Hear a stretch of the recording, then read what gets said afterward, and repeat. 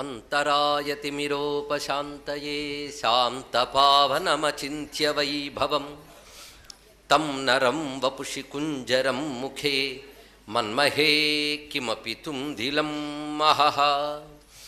శరణం కరవాణి శర్మదం తే చరణం వాణి చరాచరోపజీవ్యం కరుణామసృణైః కటాక్షపాతైః కురు మాం అంబకృతార్థసార్థవాహం. శారదా శారదాంభోజవదనా వదనాంబుజే సర్వదా సర్వదాస్మాకం సన్నిధిః సన్నిధిం క్రియాత్.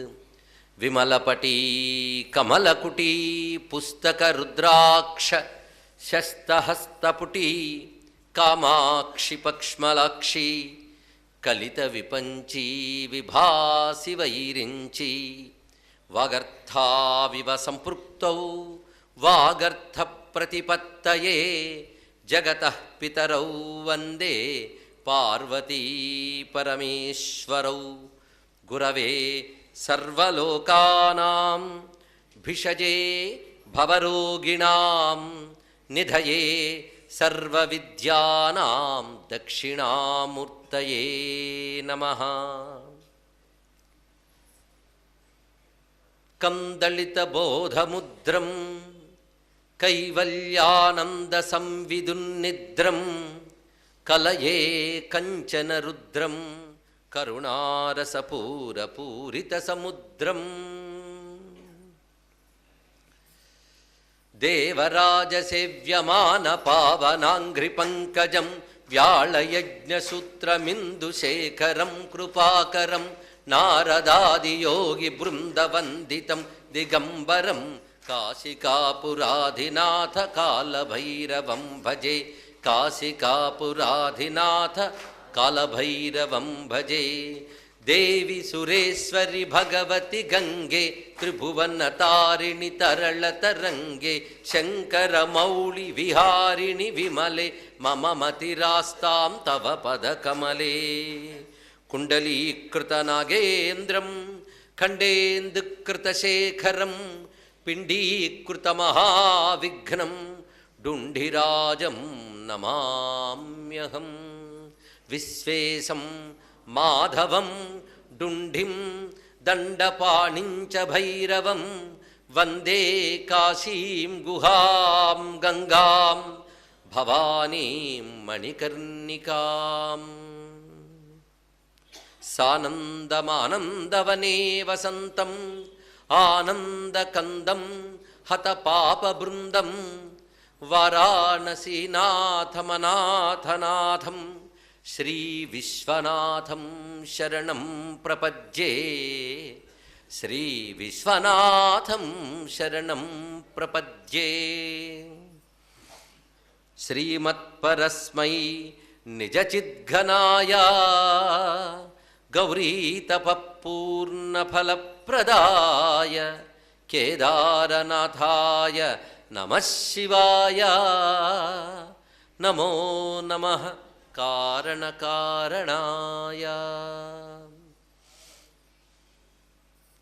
శివాయ గురవే నమః. శివాయ గురవే నమః. శివాయ గురవే నమః. శివాయ గురవే నమః. శ్రీమాత్రే నమః. శ్రీమాత్రే నమః. శ్రీమాత్రే నమః. శ్రీ విష్ణురూపాయ నమః శివాయ. శ్రీ విష్ణురూపాయ నమః శివాయ. శ్రీ విష్ణురూపాయ నమః శివాయ. శ్రీ విశ్వనాథాయ నమః శివాయ. శ్రీ విశ్వనాథాయ నమః శివాయ. శ్రీ విశ్వనాథాయ నమః శివాయ.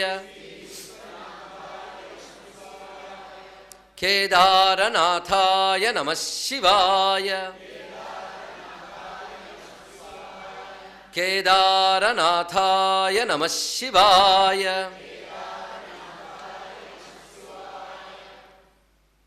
నమో మహద్భ్యో ఋషిభ్యో గురుభ్యో నమః. త్రయస్త్రింశత్కోటిదేవతా సహిత గంగాన్నపూర్ణాంబికా విశాలాక్షి భవానీ సమేత శ్రీ మహాజ్యోతిర్లింగాయ విశ్వనాథాయ నమః శివాయ. విశాలాక్షి విశ్వనాథమయమైన ఈ సభా సదస్సుకి శవనీయ నమస్సులు సమర్పణ చేసుకుంటూ కాశీవాసులందరికీ కూడా ప్రణమిల్లుతూ పంచాక్షరీ వైభవ ప్రవచన మహాయజ్ఞం ఇవాళ 8వ రోజుకు చేరుకున్నది.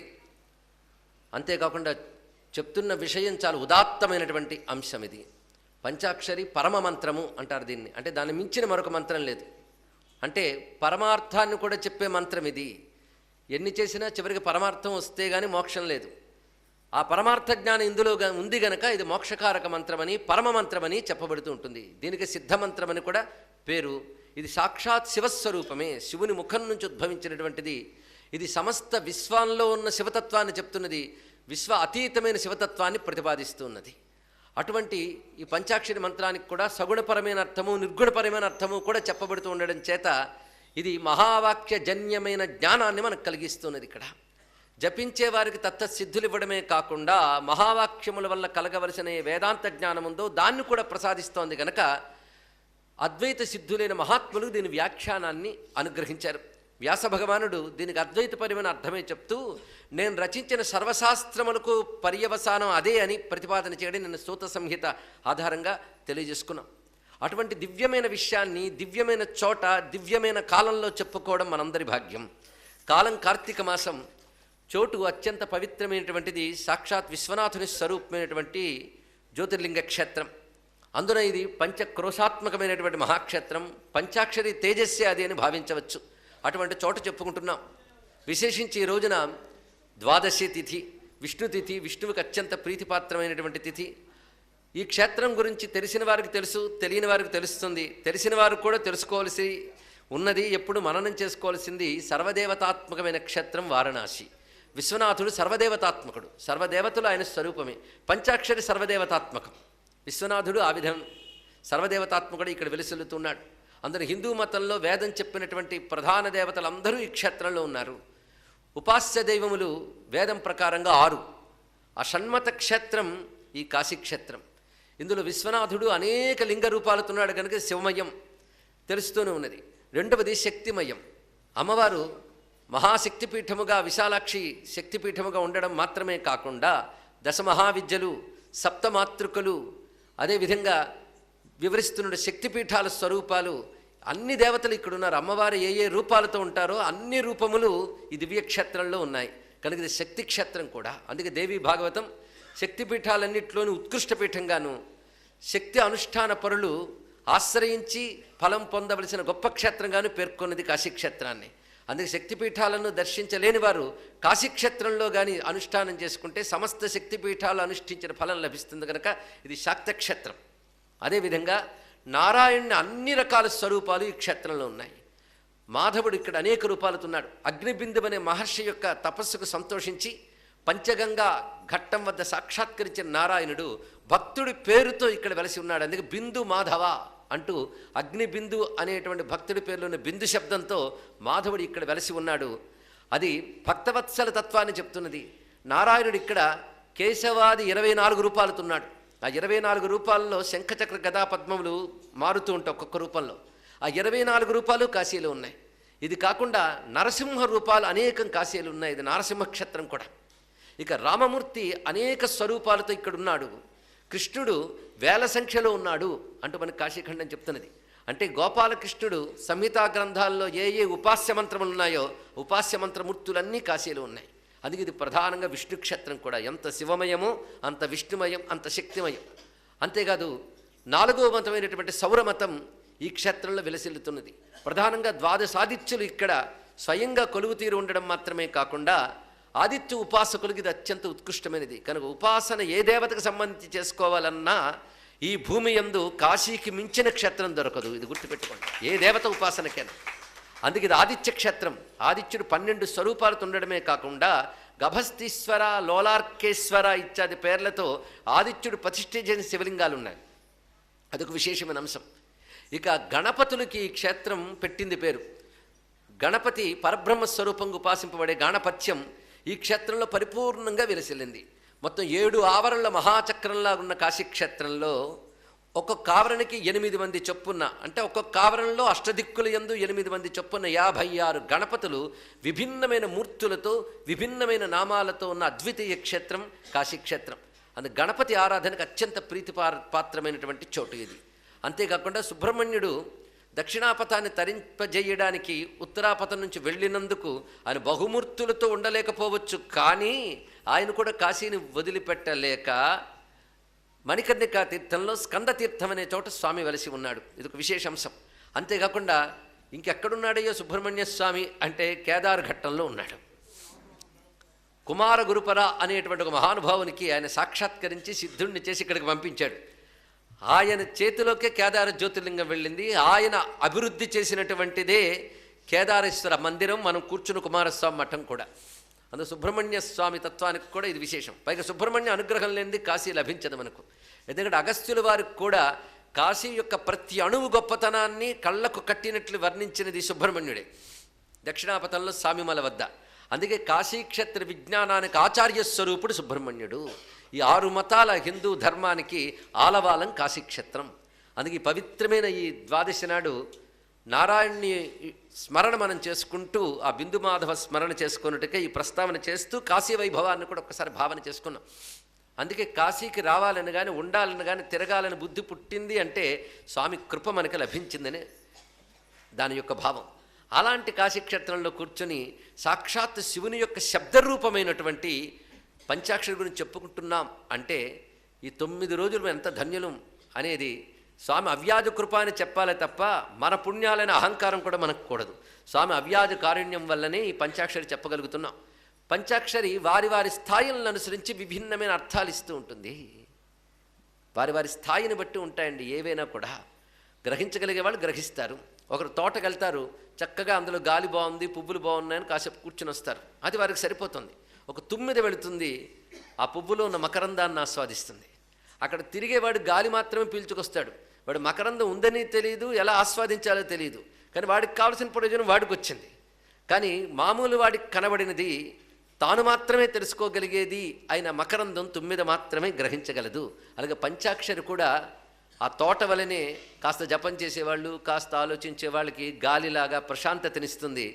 ఎవరో యోగులు తుమ్మెదల్లాగా పంచాక్షరిలో దాగినటువంటి పరమార్థతత్వాన్ని ఆస్వాదిస్తారు. మొత్తానికి అందరినీ అనుగ్రహించగలిగిన శక్తి పంచాక్షరిలో ఉన్నది ఇక్కడ. అంతేకాదు సామాన్యంగా పంచాక్షరి చేస్తూ ఉన్న పాపాలు పోగొడుతుంది. అంతేకాదు ఎన్ని జపాలు చేసినా కుసంస్కారాలు పోవండి, అహంకారం పోదు. అయినప్పటికీ కూడా పాపనాశనం చేసి అటువంటి వాళ్ళ తర్వాత జన్మల్లోనైనా సిద్ధినిస్తుంది పంచాక్షరి. అందుకు పంచాక్షరి జపపరాయణుడు ఏ విధంగానైనా తరిస్తాడు. వారి స్థాయి బట్టి ఈ జన్మలో కావచ్చు, లేదా తర్వాత జన్మల్లోనైనా కావచ్చు. కానీ ఈ జన్మలోనే కుసంస్కారాలు వదిలించుకుంటూ దైవీ గుణాలు పెంచుకుంటూ అసురు గుణాలు తగ్గించుకుంటూ సాధన చేయాలి. అందుకే దీక్ష వచ్చింది. పరమార్థ స్పృహ ఉన్నవాడికి పెద్ద నియమాలు అక్కర్లేదు. ఇది బాగా గుర్తించవలసిన అంశం. ఎవడికి పరమార్థ స్పృహ ఉంటుందో వాడికి నియమాలు నిష్టలు అంత అక్కర్లేదు, వాడికి పట్టవు. సర్వమునందు బ్రహ్మమనే చూసే నిష్ట కలిగిన వాడికి నియమాలు అక్కర్లేదు. ఆ బ్రహ్మనిష్ట లేదు గనక నియమాల దగ్గర ఉంటే అప్పుడు మంత్రాన్ని పండించుకోవడానికి అవకాశం ఉంటుంది. నిష్ఠ లేని వాడికి నియమాలు అవసరం. నిష్ఠ అనగా బ్రహ్మనిష్ఠ, మనస్సుని బ్రహ్మమునందు నిలపగలిగిన శక్తి ఉండాలి. అటువంటి వాడు ధన్యుడు. అటువంటి వాడు పంచాక్షరి యొక్క అసలు అర్థాన్ని గ్రహించగలడు. అందుకే అటువంటి వారికి కావలసిన అర్థాన్ని ఇస్తూ సామాన్యులకు కావలసిన అర్థాన్ని కూడా ఇవ్వగలుగుతూ సర్వులకు సర్వము ప్రసాదించగలిగే భుక్తి ముక్తి ప్రదాయకమైన మహామంత్రమైన పంచాక్షరి మాతకు మనం నమస్కారం చేసుకుందాం. పంచాక్షరి మాత అన్నాం కదా, అటువంటి ఆ మహామంత్రాన్ని శివపురాణము ఆగమాలు వీటి ఆధారంగా వేద భాష్యాలను అనుసరించి చెప్పుకుంటూనే నిన్న సూత సంహిత ఆధారంగా వేదవ్యాసులు ఇచ్చినటువంటి పారమార్థిక భాష్యాన్ని గ్రహించాం. దాన్ని అందిపుచ్చుకొని శంకర భగవత్పాదుల వారి యొక్క శిష్యులైన పద్మపాదాచార్యుల వారు అందించిన వ్యాఖ్యానాన్ని ఇప్పుడు చెప్పుకుంటూ ఉన్నాం. నిన్న ఒక వ్యాఖ్యానమైంది. అంటే 23 శ్లోకాల్లో 9 రకాల వ్యాఖ్యానాలుంటే ఒక వ్యాఖ్యానం పూర్తయింది. అంటే ఇంకెన్నున్నట్టు 8. ఇందులో మొదటి దాని యొక్క భావాన్ని మనం క్లుప్తంగా తెచ్చుకుంటే నమశబ్దం త్యాగాన్ని తెలియజేస్తుంది. మనం త్యాగము చేస్తున్నాం. త్యాగం అంటే ఆహుతులు వేయడము త్యాగమే, పత్ర పుష్ప గంధ నైవేద్యాదులు సమర్పించడము త్యాగమే. పూజ అంటే త్యాగపూర్వకమైన కర్మ, అంటే త్యాగం చేస్తున్నాం కదా, ఇస్తున్నాం. అందుకే నమస్కారంతో ఇచ్చేటప్పుడు అది త్యాగం అవుతుంది.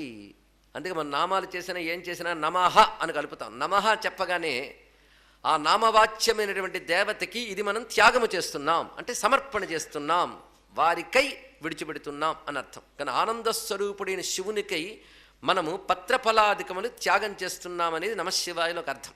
కానీ జపం చేసినప్పుడు పత్రం ఇస్తున్నామా, పుష్పం ఇస్తున్నామా? మరి అక్కడ ఏమిస్తున్నాం? అదే సమర్పణాభావం అన్నారు. ఇక్కడ భావనాత్మకంగా సర్వము ఈశ్వరార్పణం చేయడమే నమశివాయలో గొప్ప భావం. అందుకే మామూలుగా మనస్సును సమర్పించడం నమస్సని, నమ్రభావం నమస్సని ఎన్ని అర్థాలు చెప్పుకున్నప్పటికీ కూడా సమర్పణ అనేది చాలా ప్రధానము.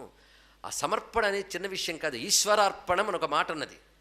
అందుకే ఏది చేసినా నాకు అర్పించి చెయ్యవయ్యా ధన్యుడు అవుతావు అన్నాడు కృష్ణ పరమాత్మ.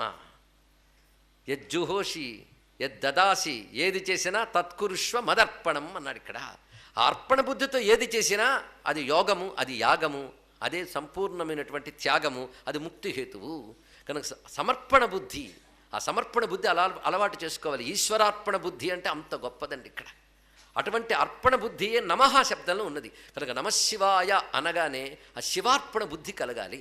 మంత్రం ఎన్ని మాళ్ళు వల్లవేసినా అర్పణ బుద్ధి రానప్పుడు మంత్ర అర్థం తెలియనట్లే, మంత్రార్థం తెలియనప్పుడు దాని పరమార్థం తెలియనట్లే అన్న భాస్కర్ రాయల వారి మాటను మరొక్కసారి గుర్తు తెచ్చుకుందాం.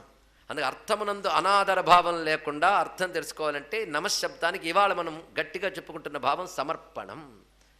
పత్ర పుష్ప ఫలాది ద్రవ్యములు మాత్రమే కాకుండా నా ఇంద్రియములతో అనుభవించిన సమస్తము, ఆ ఇంద్రియ శక్తులు కూడా నీకు అర్పిస్తున్నాను. ఇదే భక్తి యోగం అండి. నమశివాయ అర్థం మననం చేసుకుంటే భక్తి యోగం. అర్పణమే భక్తి. ఆ కారణం చేతనే కమలాక్షు నర్చించు కరములు కరములు శ్రీనాథు వర్ణించు జిహ్వ జిహ్వ సురరక్షకును చూచు చుట్కులు చుట్కులు శేషసాయికు మృక్కు శిరము శిరము విష్ణు నాకర్ణించు వీనులు వీనులు అన్నప్పుడు ఆయా ఇంద్రియములు భగవదర్పణ బుద్ధితో ప్రవర్తిస్తున్నప్పుడు అవి అర్పణ బుద్ధి అయ్యే. కనుక నమశివాయ చేస్తున్నప్పుడు మన సమస్త ఇంద్రియ శక్తులు ఈశ్వరార్పణ బుద్ధితో చేయాలి. అంతేకాదు ఇంద్రియ శక్తులు మనం తెచ్చుకున్నవి కావు. ఇంద్రియ శక్తులు కూడా ఈశ్వర స్వరూపాలే. కానీ ఎవరికి అర్పిస్తావు? అక్కడ అర్పించేది ఏమిటి అంటే ఈ శక్తి నాది అనే అహంకారాన్ని వదిలేయడమే అక్కడ అర్పణ భావము. అది ప్రాక్టీస్ చేయాలండి. అహంకారం అంత తేలిగ్గా వదలదు. అది వదలడమే అహంకార పరిత్యాగమే అర్పణము. మరొక అర్థం ఇక్కడ. అందుకే జపం చేస్తున్న ప్రతి క్షణం కూడా నీ ఆలోచనని ప్రవేశింపజేస్తూ నీది నేను అనుకుంటున్న ఏ అహములున్నాయో వాటిని త్యాగం చేయడానికి రావాలి. ఇప్పుడు ఎట్నుంచి ఎటు వెళ్తున్నాం? పుష్పపత్ర పూజల దగ్గర నుంచి అహంకారాన్ని అర్పించడం వరకు వెళుతున్నది. ఆ అర్థం వస్తున్న కొద్దీ అహం ఈశ్వర రూపంలో దర్శనమిస్తున్న తర్వాత ఇది ఎవరికి అర్పిస్తున్నాం? శివునికే అర్పిస్తున్నా. అంటే నా అభీష్టమే సర్వస్వమే సర్వవ్యాపకమైన ఈశ్వరుడు ఎవడున్నాడో అని శివుడు. ఈశ్వరుడని భావం ఏదుందో అదంతా తెచ్చుకోవాలి శివశబ్దానికి. సర్వజ్ఞుడు, సర్వశక్తిమంతుడు, సర్వవ్యాపకుడు, శాశ్వతమైన వాడు, చిద్రూపుడు, ఆనందమూర్తి ఎవడైతే ఉన్నాడో అతడే శివుడు. ఆ శివునికి ఇవన్నీ అర్పిస్తున్నాం. అంతేకాదు శివమునకై అర్పిస్తున్నాం. శివం అంటే శుద్ధమైన ఆనందం. ఆనందం కోసం ఇవన్నీ అర్పిస్తున్నాం. అంటే మనమే అంత తెలివి తక్కువ వాళ్ళేం కావు. ఊరికి నేను వదిలేయట్లే, అంత ఆనందం కోసం దీన్ని వదులుతున్నామనంటే ఇది వదిలితే బోల్డంత ఆనందం వస్తుంది. 10 రూపాయలు వస్తే పండు వస్తుందంటే 10 రూపాయలు వదలట్లే. ఎందుకు పండు వస్తుందని వదులుతున్నారు. పండు కోసం 10 రూపాయలు వదులుతున్నారు, శివం కోసం నమస్కారం పేరుతో అన్నీ వదులుతున్నారు. ఇక్కడ ఆ వచ్చే ఫలం ఆనందం. కానీ ఆనంద సిద్ధి కోసమై నేను త్యాగం చేస్తున్నాను. ఈ త్యాగం చిట్ట చివరికి ఎలా అంటే త్యజామి ఇదమిదం సర్వం, సర్వమును త్యజిస్తున్నాను అంటే నేను నాది అనే అహంభావాన్ని విడిచిపెట్టి సర్వం శివస్వరూపంగా భావన చేయగానే సర్వం శివస్వరూపం అన్నప్పుడు సర్వంపై శివం మిగులుతున్న తర్వాత అదే నమశివాయ అంటూ మొదటి మాటకు అర్థం చెప్పుకుంటూ ఇందులో పరమార్థపరంగా అర్థము అంటే పరమ ప్రయోజనాన్ని చెప్పేది, అవాంతర ప్రయోజనం చెప్పేది అని 2 విషయములు చెప్పుకుని అవాంతర ప్రయోజనం అంటే ఐహిక పారలౌకిక సుఖాల కోసం అయినప్పుడు అవాంతర ప్రయోజనం అనాలి. కేవలం మోక్ష పురుషార్థం కోసం చెప్పినప్పుడు పరమ ప్రయోజనం అనాలి. ఇక్కడ మొదట చెప్పిన ధర్మార్థ కామములు అవాంతర ప్రయోజనం అనిపించుకుంటాయి. మోక్షం అనేది పరమ ప్రయోజనం అనిపించుకుంటాయి. రెండు ప్రయోజనాలు ఇవ్వగలిగినది పంచాక్షరి. ఇది త్యాగేనైకే అమృతత్వమానసు మొదలైనటువంటి ఉపనిషద్వాక్యముల భావమే నమశివాయనొక్క వాక్యంలో ఉంది మనం గమనించినట్లయితే. అందుకే బ్రహ్మణ్యాధాయ కర్మాణి సంగం త్యక్త్వా కరోతి యః లిప్యతేన సపాపేన పద్మపత్రమివాంభస అన్నాడు భగవానుడు కృష్ణ పరమాత్మ భగవద్గీతలో. బ్రహ్మణి ఆదాయ కర్మాణి, నీ సమస్త కర్మములు బ్రహ్మమని యందు అర్పించి సంగం త్యక్త్వా, సంగమును విడిచిపెట్టి అన్నాడు ఇక్కడ. ఇది చాలా ప్రధానం. సంఘం అంటే అందరినీ విడిచిపెట్టి తలుపేసి కూర్చోవడం కాదు. ప్రతిదీ నాది నేను అనే భావం విడిచిపెట్టాలి. అప్పుడు ఎవడైతే ఆ విధంగా సంగం త్యక్త్వా కరోతి అటువంటి వాడి లిప్యతేస నపాపేన, వాడి ప్రపంచంలో ఉన్న వాడు ఏ పని చేసినా వాడి ఏ పాపము అంటదు. అది ఇందులో ఉంటూ ఉంటే అంటకుండా ఎలా ఉంటుందంటే తామరాకు మీద నీటి బొట్టు వలే అని ఒక ఉపమానం చెప్పాడు ఇక్కడ. నీటి బొట్టు తామరాకు మీదే ఉంది, కానీ ఆ తామరకు తగలట్లేదు. అలాగే పరమాత్ముడైన శివుని యందు సర్వము అర్పించి నమశివాయ భావంతో శివత్వాన్ని పొందినవాడు ఈ ప్రపంచంలో ఉన్నా, ఈ ప్రపంచ చేష్టలు చేస్తున్నట్టు కనబడినా అతడికి ఏ దోషము అంటది సరికదా. ప్రపంచంలో అతడు తామరాకు మీద నీటి బొట్టు వలె నిస్సంగుడై ఉంటాడు. అది సరిగ్గా ఆ భావాన్ని ఇక్కడ చూపిస్తున్నారు. అంటే పూర్తి తాత్వికమైనటువంటి ఉపనిషద్ విజ్ఞానం పంచాక్షరిలో ఏ విధంగా విచారణ చేయాలో చెప్తున్నాడు మహానుభావుడు. అది తెలిసే వరకు శాంతి లేదు, తెలుసుకోండి ఇక్కడ. ఆ స్థితి లభించే వరకు, ఈ సర్వము త్యజించి శివుణ్ణి పట్టుకునే వరకు శాంతి లేదు, ఆనందం లేదు. సరే ఆ తర్వాత పట్టుకుందాం, కానీ ఇంకేదైనా మాట చెప్పండి అంటే నాణ్యపంథా విద్యతే అయ్యనాయ, మరొక దారి లేదు పో అని చెప్పింది వేదమే. ఇంకెక్కడుంటుంది ఇవన్నీ? అందుకే తరతి శోకమాత్మవిత్ బ్రహ్మవిత్ బ్రహ్మై భవతి అత్రైవ అమృతమస్నుతే సయోహ వై తత్పరమం బ్రహ్మవేద బ్రహ్మైవ భవతి అని ఉపనిషద్వాక్యములు ఉన్నాయో అవన్నీ పంచాక్షరిలో ధ్వనిస్తూ ఉన్నాయి ఇక్కడ. అది స్పష్టంగా చెప్పారు. ఈ అర్పణ చేసిన వాడికి లభించవలసిన ఆనందము మరణానంతరం వస్తుంది అనుకోవద్దు. హిందూ ధర్మం ప్రకారం మోక్షం అంటే మరణానంతరం దొరికేది కాదు, చచ్చిన తర్వాత దొరికేది కూడా మిగిలేది కాదు, ఇక్కడున్నప్పుడే పొందగలగాలి. ఇహ ఇవ, అందుకే అత్ర ఏవ అమృతమస్తునతే, ఇక్కడే పొందాలి, ఇక్కడే ఆ పరమేశ్వరుని పొందాలి. ఎందుకంటే పరమేశ్వరుడు అంతటా ఉన్నాడు, నీలో ఉన్నాడు అని చెప్పినప్పుడు ఏ లోకానికి వెళ్ళి పొందుతావు ఆయన్ని? అది మళ్ళీ ఇలాంటి లోకమే కదా. లోకదృష్టి ఉన్నంతకాలం లోకేశ్వరుడు ఎక్కడ దొరుకుతాడు? లోకములకు ఈశ్వరుడు ఒక్కడే ఉన్నప్పుడు చతుర్దశ భువనాల్లో నువ్వు ఎక్కడున్నప్పటికీ ఆయన్ని గుర్తించి అనుభవించితే ఇక్కడే పొందగలం. కానీ హిందూ మతం ఇచ్చే గొప్ప ఒక అష్యూరెన్స్, హామీ ఏంటంటే నువ్వు సరియైన సాధన చేస్తే ఇక్కడే మోక్షాన్ని పొందగలవు అని చెప్తున్నది ఇక్కడ. అందుకే అత్రైవ అమృతమస్తునతే. అది ఎప్పుడు తెలుస్తుందంటే నమః అనే త్యాగాన్ని గ్రహించి శివమనే సత్యంలో నిలిచినప్పుడు. అది నమశివాయ శబ్దానికి అర్థాన్ని చెప్పి రెండవ అర్థం అథవా నమసో వాచ్య ప్రణామో దైన్యలబ్ధయే దైన్యం సేవ తథా జ్ఞప్తి సిద్ధి సర్వస్య వస్తునః నమామి దేవదేవేశం సకామో అకామ ఏవవ. సకాముడైనా అకాముడైనా నమస్కారం చేయవలసినదే అన్నారు. సకాముడు ఎలాగో నమస్కారం చేస్తాడు, ఎందుకంటే వాడికి నమస్కరిస్తే భగవంతుడి నుంచి అన్నీ లభిస్తాయి. నిష్కాముడు ఎప్పుడూ నమస్కారంలోనే ఉంటాడు. అంటే అనాత్మ విషయాలను ఎప్పుడు త్యజిస్తాడు, ఆత్మ విషయంలోనే ఉంటాడు కనుక వాడు ఎప్పుడు నమస్కార స్థితిలోనే ఉంటాడు. అంటే సకామః అకామః ఎవరైనా సరే నమస్కారంతో శివుని ఆరాధిస్తున్నారు. దేనికోసమంటే దైన్యలబ్ధయే. శివశబ్దానికి ఇక్కడ మరొక అర్థాన్ని చెప్తున్నారు. శివ అనేటువంటిది దైన్యాయ సేవాయై జ్ఞప్త్యై అని 3 అర్థాల్లో చెప్తున్నారు ఇక్కడ. దైన్యమునకై నమస్కరించుట. పరమేశ్వరుని దేనికి నమస్కరిస్తున్నా అంటే దైన్యం కావాలండి. ఇది చాలా ప్రధానమైనది. ఎందుకంటే సాధన మొదటి దశలో సిద్ధికి కావలసిన ఏ లక్షణాలు ఉండవు. ఒక ఉత్తమమైనటువంటి ధార్మిక గుణాలు కానీ, ఉత్తమమైనటువంటి నిస్వార్థ బుద్ధి కానీ, రాగద్వేషాలని స్థితి కానీ సాధన దశలో ఉండవు, ప్రారంభ దశలో. ఇది బాగా తెలుసుకోండి. అలాగే నవేవీ లేవు కదా అని సాధన మానేస్తారా? సాధన చెయ్యాలి. అప్పుడు అవి సిద్ధించడం కోసం సాధన చేయాలి. నాకు ధర్మాది సంస్కారాలు కలగాలి, రాగద్వేషాలను జయించగలగాలి. అంటే ఇదంతా శివుడే జయించుకుంటాడులే అని కాదు. నా వంతు నేను ప్రయత్నం చేస్తాను, కానీ ఇది సఫలమయ్యేటట్టు శివుడు అనుగ్రహించాలి అని సాధన చేయాలి. కానీ ఉత్తమ సంస్కారాలు తెచ్చుకోవాలి, దానికోసం అడగాలి. అంతేకాదు ఈశ్వరుడికి మహాప్రీతికరమైన వరకు వస్తూ ఉంది, అది కలగాలండి. అది ఏమిటయ్యా అంటే ఈశ్వరస్యాప్యభిమాన ద్వేషిత్వాత్ దైన్యప్రియత్వాచ్చ అన్నాడు నారద మహర్షి. ఈశ్వరుడికి అభిమానం అంటే ద్వేషం, అంటే నచ్చదు అని. ఇష్టం ఏంటయ్యా అంటే దైన్యం.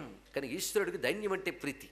కనుక నమస్కారం దేనికి చేస్తున్నానంటే దైన్యలబ్ధయే, ఇది అర్థం చెప్తున్నాడు. దైన్యమునకై నేను నమస్కరిస్తున్నాను అన్నాడు. దైన్యం రావాలండి. విద్యలు వస్తాయి, మంత్రాలు వస్తాయి, అవి వచ్చేన అహంకారం వస్తుంది. ఇవి భగవంతుని తెలియనివ్వగు. న కర్మణ న ప్రజయా ధనేన అని చెప్పాడే లేదా? త్యాగేనకే అమృతత్వమాన, త్యాగం మాత్రమే, ఆ త్యాగమే నమః, ఆ త్యాగంతోనే పొందగలవు. అందుకే మరొక చోట శివుడే చెప్తాడు, న కర్మణ న ప్రజయా అని వివరిస్తూ, న ధనేన న మంత్రై న జపై న సమాధిభి, వీటి వేడికి దొరకనన్నాడు ఆయన అక్కడ. మరి ఎవరికి దొరుకుతాడంటే ఆ దైన్యభావం ఉన్నవాడికి తప్పకుండా దొరుకుతాడు. దైన్యం అంటే అర్థం ఏమిటి? దైన్యం అంటే లోక వ్యవహారంలో దిగాల్తానం.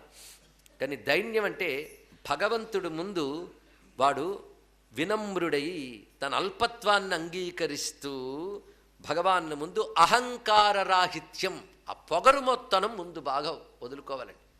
పొగరుమొత్తనం వదలడం మహా కష్టం. మీరు 4 శాస్త్రాలు చదివితే శాస్త్రాలు చదివిన పొగరుమొత్తనం వస్తుంది. భయంకరమైన లక్షణం అది. ఎంతోమంది మహాత్ములు మహాపండితులు కొంతమంది మాత్రం అసలు ఉన్నట్టు కూడా ఉండరండి. పాండిత్యం ఉన్నట్టు ఎంత ప్రశాంతంగా ఉంటారు. వాళ్ళ పాండిత్యం నిజమైన పాండిత్యం, వాళ్ళ శాస్త్ర పాండిత్యమే కాకుండా నిజమైన వేదాంత తత్వం తెలిసిన వాళ్ళు ఉంటారు. అటువంటి మహానుభావులు కనబడడం కష్టం. కనబడితే వాళ్ళ పాదాలకు నమస్కారం చేయాలి. అందుకు అన్నిటికంటే గొప్పది దైన్యం.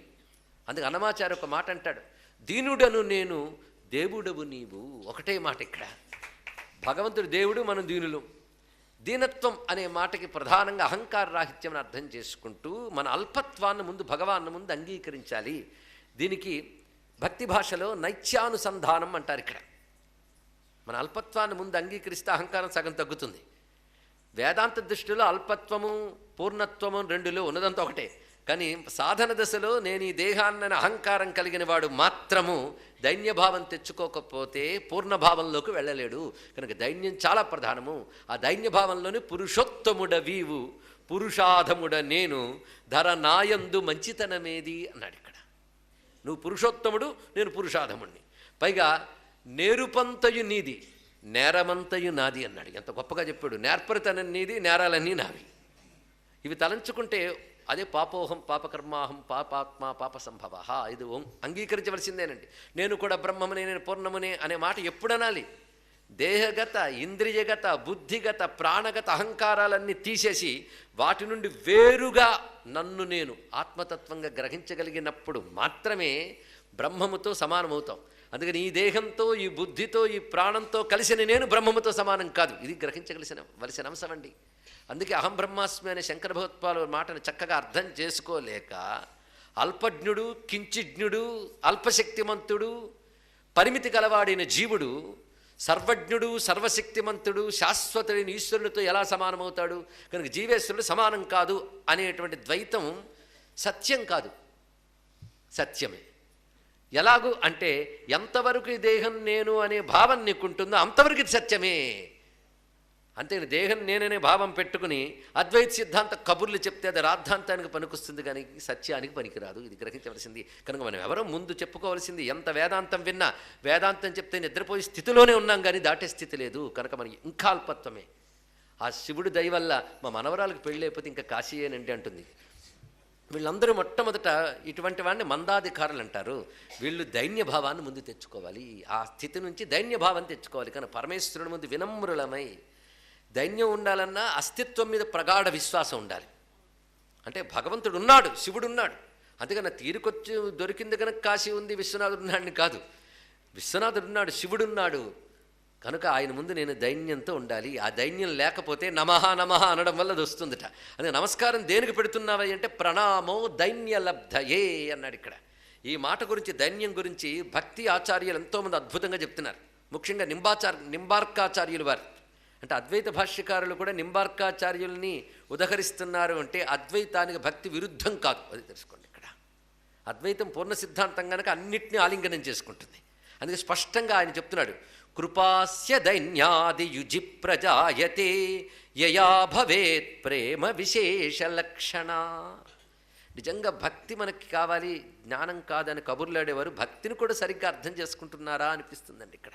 ఎందుకంటే చాలా కాలం క్రితం బాదరాయణ బ్రహ్మసూత్రాలు చెప్తే చాలా గట్టిగా ఉన్నాయండి, నారద భక్తి సూత్రాలు చెప్పని అడిగారు కొంతమంది. వెళ్ళి చెప్తే చూడాలి, ఆస్వాదించే వాళ్ళు కనబడలే. కారణం ఏంటంటే వాళ్ళకి భక్తి కూడా అక్కర్లేదు వాళ్ళకి. మరి వాళ్ళకి కావాల్సింది ఏంటంటే ఎంటర్టైన్మెంట్ అన్న విషయం నాకు అర్థమైందండి.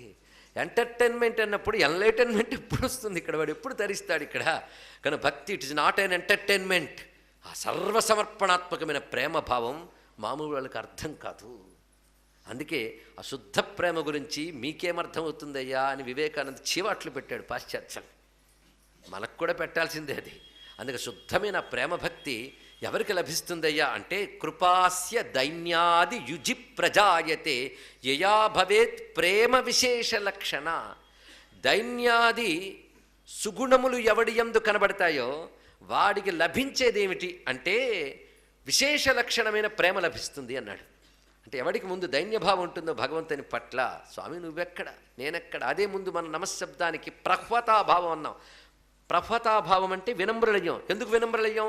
ఆయన యొక్క మహోన్నతమైనటువంటి తత్వాన్ని తెలుసుకోగానే మన అల్పత్వం వంగిపోతుందండి. ఆ వంగిపోవడం కావాలి. తల వంచితేనే తల మీద వరాల వర్షం కురిపిస్తుంది. ఇక్కడ తెలగరేసేవాడికి ఏం కురిపిస్తుంది ఇక్కడ? అందుకే ఆ నమ్రభావం పేరే ఆ దైన్యం. ఆ నమ్రభావం కావాలి నాకు. అలా ఎప్పుడైతే వినమ్రుడివై ఆయన ముందు వంగేవో, మహోన్నత నీయనంత మహిమ తలచినంతని నమ్రభావ భరిత మౌచు నాకరములు ముకుళితములు నీ ప్రసన్న దృక్కౌముది నిండుగా వర్షింపజేయు నా వినమ్రభావము నేనాశ్రయింతు షణ్ముఖనుత రుద్రాయని మనసారా అద్రిజేష నిన్ను తలచి భద్రాత్మక నమస్కారమాచరింతు శంకర. స్వామి నిన్ను ఆశ్రయిస్తున్నాను అన్నమాట పక్కన పెడదాం. నేను నమస్కారాన్ని ఆశ్రయిస్తున్నాను అంటే ఇప్పుడు నమస్కారానికో నమస్కారం పెడుతున్నానయ్యా. ఎందుకంటే తెలిసి చేసే నమస్కారం ఎంత గొప్పది. అందుకే ముందు నమస్కారం అనే సంస్కారం నాకు కావాలి. నమస్కారానికో నమస్కారం ఎంత గొప్పది నమస్కారం. నీ అనంత మహిమ తలంచగానే నా రెండు చేతులు ముకుళితములై నీ ముందు వంగిపోతానే, ఆ వంగుట అనే గుణానికి ఒక నమస్కారం. ఎందుకంటే ఆ గుణం ఒకటి ఉంటే ఆ వంగిన వాడిపై నీ దయామయమైన దృష్టి ప్రసరిస్తుంది. అందుకు అటువంటి దృష్టిని ప్రసాదింపజేసే దైన్యభావం చాలా గొప్పది. అందుకే దైన్యాది వినమ్ర భావములు ఎవరి వద్ద ఉన్నాయో వారికి కృపా అస్య, ఆ పరమాత్మకు కృప వస్తుంది. ఆ కృప రావడం వల్ల భవేత్ ప్రేమ, వాడికి ప్రేమ వస్తుంది. భగవంతునిపై ప్రేమ కలగడం అన్నది అది సామాన్యమైన అంశం కాదు. నాకు ఉందండి ప్రేమ, ఎందుకంటే ఇప్పుడు ఎన్ని మార్లు కాశీకి వచ్చాను, జపం రోజుకు 1,00,000 చేసుంటాను, మంచిదే, పుణ్యకర్మ కనుక తప్పకుండా పాపం పోతుంది. కానీ ప్రేమ అంటే అది ఆయన తప్ప మరొకటి పట్టని ఒకనొక స్థితి. సృష్టిలో ఇది కలిగిందని దుఃఖం కానీ, ఇది కలిగిందని సుఖం కానీ, ఇది కలగలేదని దుఃఖం కానీ ఉండదు. అక్కడ నుండి విడిపోకుండా ఉండాలనేటువంటి ఒకనొక తపన మాత్రమే. ఆ పరమాత్మ నుంచి ఆ శుద్ధ ప్రేమ ఉన్నదే అది దైన్యం కలవాడికి ఇస్తాడు భగవానుడు. అందుకే దైన్యం ఎందుకయ్యా అంటే అటువంటి ప్రేమ లక్షణం కోసమై అన్నాడు. ఇక్కడ ఆ ప్రేమకే ఇక్కడ మరొక మాట చెప్తున్నాడు. పరాభక్తి అనే మాటని వ్యాఖ్యాత అయినటువంటి హరిసూరి చక్కగా చెప్పాడు. పరాభక్తి కనుక దైన్యం వల్ల లభించవలసినది పరాభక్తి. ఈ పరాభక్తికే ఇక్కడ పేరు సేవ అని మాట చెప్తున్నారు. ఇక్కడ సేవా శబ్దానికి పరాభక్తి అని అర్థం. భగవత్ సేవ అంటే అర్థం ఏమిటి? ఆయన సేవించగలవా? భజ్జి సేవాయా, భజించుట అనే పదానికి ఏమర్థమో సేవ అనే పదానికి అదే అర్థము. లోక వ్యవహారంలో సేవా కార్యక్రమాలను బయలుదేరుతుంటారు. కొంతమంది సేవలు చేస్తూ ఉంటారు. ఇతర మతాలు సేవ ప్రధానంగా ఉంటాయిట. కానీ మీరు ఎంత గింజుకున్న వాళ్ళు మతంలోకి మారితే కానీ సేవ చేయరు, అది వేరే విషయం. అవన్నీ ఆ సేవ శబ్దం పాడైపోయిందండి యుగంలో. పైగా మానవ సేవ చేస్తే చాలు, అదే మాధవ సేవ. ఇది దొంగ మాట అండి. చాలా మాధవ సేవకి మానవ సేవ ప్రత్యామ్నాయం కాదు. కొందరు బతుకంతా మానవ సేవ చేస్తే చాలు మోక్షం గ్యారంటీ అనుకుంటారే, అది అజ్ఞానం. మానవ సేవ ఒక సత్కార్యం మాత్రమే. ఎవడి కర్మవాడు అనుభవిస్తుంటే నువ్వెవడివిరా సేవ చేయడానికి? ఇక్కడ నువ్వు చెయ్యవలసింది దీనజనాచి విత్తం. ఒక అసహాయుడికి సహాయపడడం, ఒక దరిద్రుడికి ధనం ఇవ్వడం మంచిదే, కానీ అది మోక్షహేతువు కాదు. అది పాపనాశనం కలిగిస్తుంది, సత్కర్మ అవుతుందే తప్ప మోక్షానికి భగవద్భక్తి, భగవత్ప్రేమ, భగవదర్పణ బుద్ధి, భగవజ్ఞానం మాత్రమే మోక్షహేతువు తప్ప వీటితో మోక్షము రాదు, గుర్తుపెట్టుకోండి. అలాగని చెప్పి సేవ లేనప్పుడు భక్తి ఎందుకండి అంటే, నువ్వు సేవ చేసినవాడు సేవ చేయించుకున్నవాడు ఇద్దరు మిగలరు చివరికి. ఇవి పుణ్యకార్యం అవుతుందే తప్ప అది భక్తి అనిపించుకోదు, భక్తికి ప్రత్యామ్నాయం కాదు. పుణ్యకార్యాలు చేయాలి, ఆ చేసేటప్పుడు ఈశ్వర ప్రీతిగా చేయాలి, అది సంతోషమే. కానీ ఇవి చేస్తూ ఉన్నాను కనుక మరి పూజ అక్కర్లేదు అనడం మాత్రం చాలా తప్పు. ఇవి చెయ్యడం ఎంత అవసరమో భక్తి కూడా అంత అవసరమే, భక్తి సాధనలు అంత అవసరమే. ఈ మధ్య కొత్త కొత్త మాటలు వినబడుతున్నాయి. ఎందుకంటే నెలకోసారి నా వచ్చిన శాలరీలో కొంత నేను అనాథ శరణాలయానికి ఇచ్చేస్తాను కనుక నేను పూజలు చేయనండి అని. అంటే వీడు అనాథ శరణాలయాలకు ఇస్తున్నాడు కనుక పూజలు మానేయలేదు, బద్ధకం కనుక పూజలు మానేశాడు. కానీ దీనికి అది అతికిస్తున్నాడు. ఏం అనాథ శరణాలు డబ్బిస్తున్నాడని భోజనం మానేశాడా అంటే మానేయడానికి సులభంగా దొరికింది భగవత్ పూజ మాత్రమే. అది ఇక్కడ అయితే బలవంతంగా చేయడం కాదు, ప్రేమగా చేయాలి. అది ఎవడేమనుకుంటాడో అని చేసేది కాదు. ఇవాళ చేయకపోతే శివుడు వచ్చి కొట్టేస్తాడు అని నీ పూజ కోసం అక్కడ వెంపర్లాడుతున్నాడు ఆ మహానుభావుడు.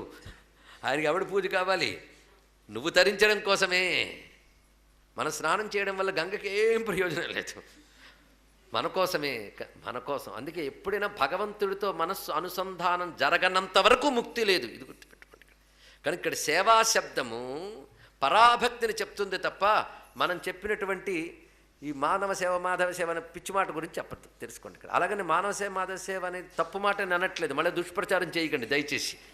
ఎక్కడ దొరుకుతుందా భుజానేసుకుని ఓహం ఓహం అని మోసుకెళ్దామా అని ఎదురు చూసే మహానుభావులు ఉంటారని తెలుసు నాకు. అందుకే నా భయాలు నావి. మానవ సేవ చెయ్యాలి, చెయ్యడం వల్ల అది త్యాగమే. నీ ధనాన్ని దీన్ని త్యాగం చేసేవిగా, అది భగవత్ప్రీతి కోసం చేసినప్పుడు భగవంతునిపై ప్రేమగా పరిణమిస్తుంది. ఇది చాలా ప్రధానమైన అంశమే. కనుక ఇది భక్తిలో భాగమే తప్ప అదే పూర్ణ భక్తి కాదు, భక్తికి సహకారి. కానీ సేవా శబ్దానికి ఆ అర్థం తీసుకోకూడదని ఉద్దేశంతో ఇదంతా చెప్పడం జరిగింది తప్ప మరొక భావం కాదు. అందుకే ఇక్కడ సేవాలబ్ధయే అనే మాటకి హరిసూరి భాష్యం రాస్తూ పరమభక్తి ప్రాప్త్యై ఇది భావ అన్నాడు. ఇక్కడ సేవాలబ్ధయే అంటే పరమభక్తి ప్రాప్త్యై, పరమభక్తి సిద్ధించడం కోసం. పరమభక్తి అంటే భక్తిలో కూడా పరమభక్తి అని ఒకటి, మామూలు భక్తి అని ఒకటి ఉందన్నమాట. ఉంది మరి. గౌణభక్తి ముఖ్య భక్తి అని రెండు భక్తులు ఉంటాయి అన్నాడు.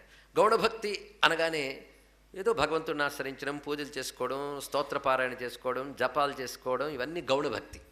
అలాగే ఫలానా కోరిక తీరడం కోసం భగవంతుడు నాకు లభ్యమయ్యాడు, ఆయన కోసం నేను ఈ అనుష్ఠానం చేస్తున్నాను అనుకోవడం కూడా గౌణభక్తి. ఇది కూడా గొప్పది కనుక దాని గౌణభక్తిని వేరు పెట్టారు.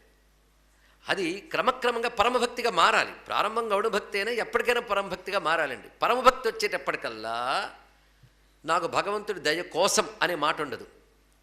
రెండవది ఆ భగవంతుడి నుంచి ఏదో పొందడం కోసం అనే మాట ఉండదు. ఇది కూడా గమనించుకోవాల్సిన అంశం. అలాగే జపాలు తపాలు ఎన్ని చేసినప్పటికీ కూడా ఆ ప్రీతి భావంతో చేస్తాడు తప్ప దాని నుంచి మరి ఏదో కోరుకోడు. ఇవన్నీ కూడా పరమభక్తిలో అత్యంత సహజంగా, అవ్యాజంగా, అన్కండిషన్డ్ అంటారే, అది అన్కండిషన్డ్ లవ్. ఏ కండిషన్ లేని ప్రేమ అండి. అందుకే నేను నాళ్ళు జపం చేసిన కానీ నాకు ఏం మిగిల్చానండి, నా మనవడికి మన జ్వరం వచ్చింది తెలుసా అన్నాడు ఒక ఆయన. అంటే ఇంత శివుడికి ఏం పని అయ్యా అంటే నీ మనవడికి మందులు ఇవ్వడం. ఆ అన్కండిషన్డ్ లవ్ అనేది పరమభక్తి. ఇది అందరికి అర్థం కూడా కాదయ్యా అన్నాడు ఇక్కడ. అందుకే భక్తి మార్గంలోకి అందరికీ చెప్పకన్నాడు. ఎందుకంటే సంస్కారం లేని వాళ్ళకి ఎందుకయ్యా, వాళ్ళు పైగా అవమానిస్తారు. ఎందుకు గోపికల్ని అవహేళనగా మాట్లాడే వాళ్ళు ఎంతమంది లేరు. ఆ గోపికలను అనుగ్రహించినటువంటి పరమదయాళువైన కృష్ణ పరమాత్మని కించపరుస్తూ మాట్లాడిన వాళ్ళు ఎంతమంది లేరు. అలా అర్థం కాని వాళ్ళకి ఏం చెప్తావయ్యా నువ్వు. వాళ్ళు ఏం చేస్తున్నారంటే పాపం మూట కొట్టుకుంటున్నారు, భాగవత యోగుల్ని అవమానిస్తున్నారు, భగవంతుడిని అవమానిస్తున్నారు. వాళ్ళకి అర్థమే కాదు ఆ విషయం. ఎందుకంటే సృష్టిలో ఉన్న వస్తువులే సత్యం అనుకుని వాటి కోసమే దేవుళ్ళు ఆడుతూ అది మాత్రం ఉండకూడదండి అని వాదించే వాళ్ళు ఉంటారు ఇక్కడ. వాళ్ళకి అర్థం కాదయ్యా. కనుక పరమ ప్రేమయే అర్థం కావట్లేదు, ఇంకా వేదాంత జ్ఞానం దాకా ఎందుకు. అందుకే ఈ కర్మఠులై తిరిగేటువంటి వాళ్ళు ఉంటారే, వాళ్ళకు వచ్చే బాధలు చాలా ఉంటాయండి ఇక్కడ. వాళ్ళకి నిరంతరం అది జరిగిందా లేదా, అది జరిగిందా లేదా, కుడి చెయ్య ఎడమ చెయ్య, వాడు చూస్తున్నాడా, వాడు చూస్తే తిన్న, వీడు చూసి ఇవే గొల.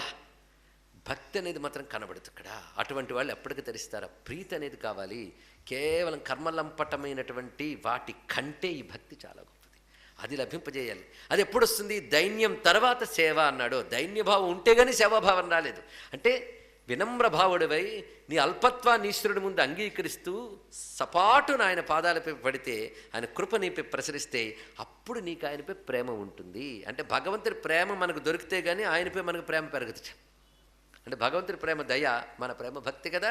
కనుక పరమభక్తి సేవ అనే శబ్దానికి అర్థం ఏమిటి? పరమభక్తి అని అర్థం ఇక్కడ.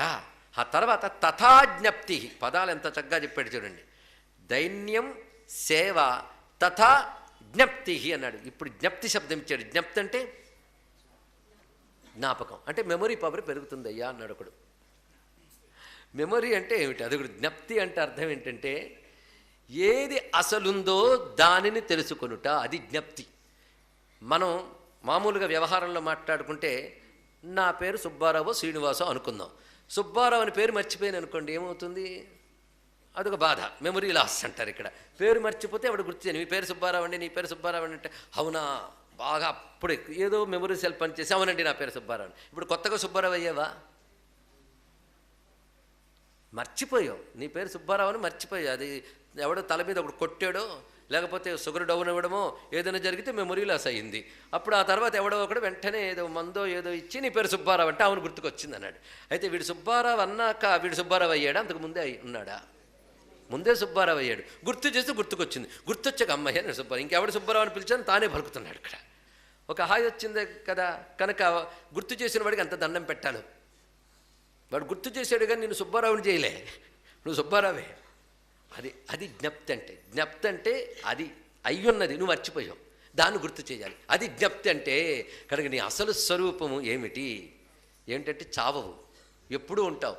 ఆనందాన్ని అసలు స్వరూపం. చిరాకు ఎక్కడొచ్చిందంటే ఏది చస్తుందో, ఏది ఎప్పుడు ఒకేలా ఉండదో, దేనికి ఆనంద స్వభావం కాదో అది నేను అనుకుంటున్నావు, అది జ్ఞప్తిహీనత అన్నాడు ఇక్కడ. కానీ దేహాదులు నేను అనుకోవడం అనేటువంటి జ్ఞప్తిహీనత నుంచి ఈ దేహాదులకి చైతన్యం ఇస్తూ శాశ్వతమైన చిద్రూపమైన తత్వం ఏదుందో అది నువ్వే అని గ్రహించడం ఏదుందో అది జ్ఞప్తి. ఆ జ్ఞప్తి నీకు కలగలేదు, కలిగితే మోక్షం వచ్చేస్తుంది. అది కలగలేదు కనుక పంచాక్షరి చెయ్యగా చెయ్యగా చెయ్యగా ముందు దైన్యభావం, దాని తర్వాత సేవాభావం వచ్చి ఆ పరమ ప్రేమ వల్ల ఈశ్వరుడు అనుగ్రహం నీకు వర్షించి నీ స్వస్వరూపం నీకు తెలుస్తుంది. కనుక జ్ఞప్తి అంటే స్వస్వరూప జ్ఞానం అని అర్థం.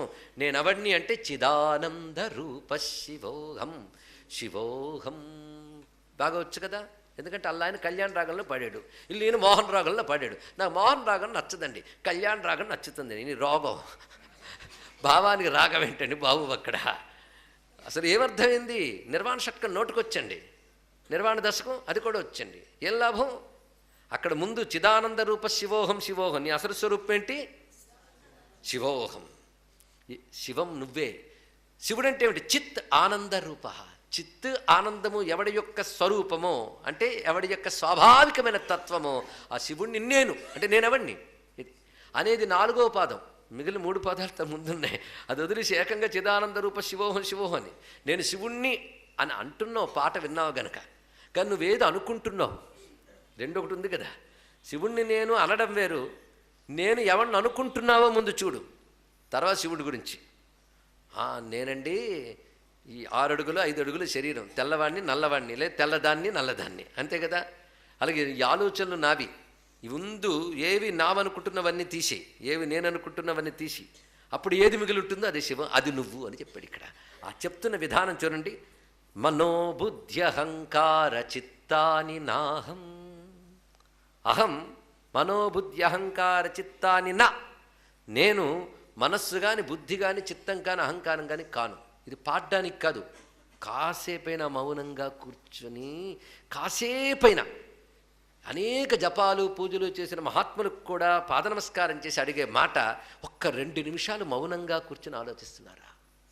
2 నిమిషాలు మౌనంగా తనంత తాను తన వారిని కానీ తన వాటిని కానీ ఆలోచించకుండా 2 నిమిషాలు ఏకాంతంలో కూర్చోగలిగితే నీ లోపలున్న శివుడు నీకు తగిలి తీరతాడండి, ఇందులో సందేహం లేదు. అది రావాలి. అది రావడానికి చేస్తున్న పూజలు పునస్కారాలు సహకరించుతాయి, వీటిని తిరస్కరిస్తున్నాం అనుకోవద్దు దయచేసి. ఎందుకంటే వేదాంతం చెప్తున్నాను కదా, కర్మ రక్కర్లేదు తీసిపారి పూజలు అక్కర్లేదని చెప్పే పాపపు మాట ఈ నోట నుంచి రాకూడదని ఎప్పుడు శివుడిని మేము ప్రార్థిస్తూ ఉంటాం ఇక్కడ. వాటిని కాదని కాదు, అవన్నీ చెయ్యగా ఎప్పుడు వస్తుంది. ఇది ఒక్క 2 నిమిషాలు ఇది చెప్తున్నప్పుడైనా భావించండి, ఏమీ మనసులో పెట్టుకోకుండా. అలాగని ప్రవచనం మాత్రం పెట్టుకోండి.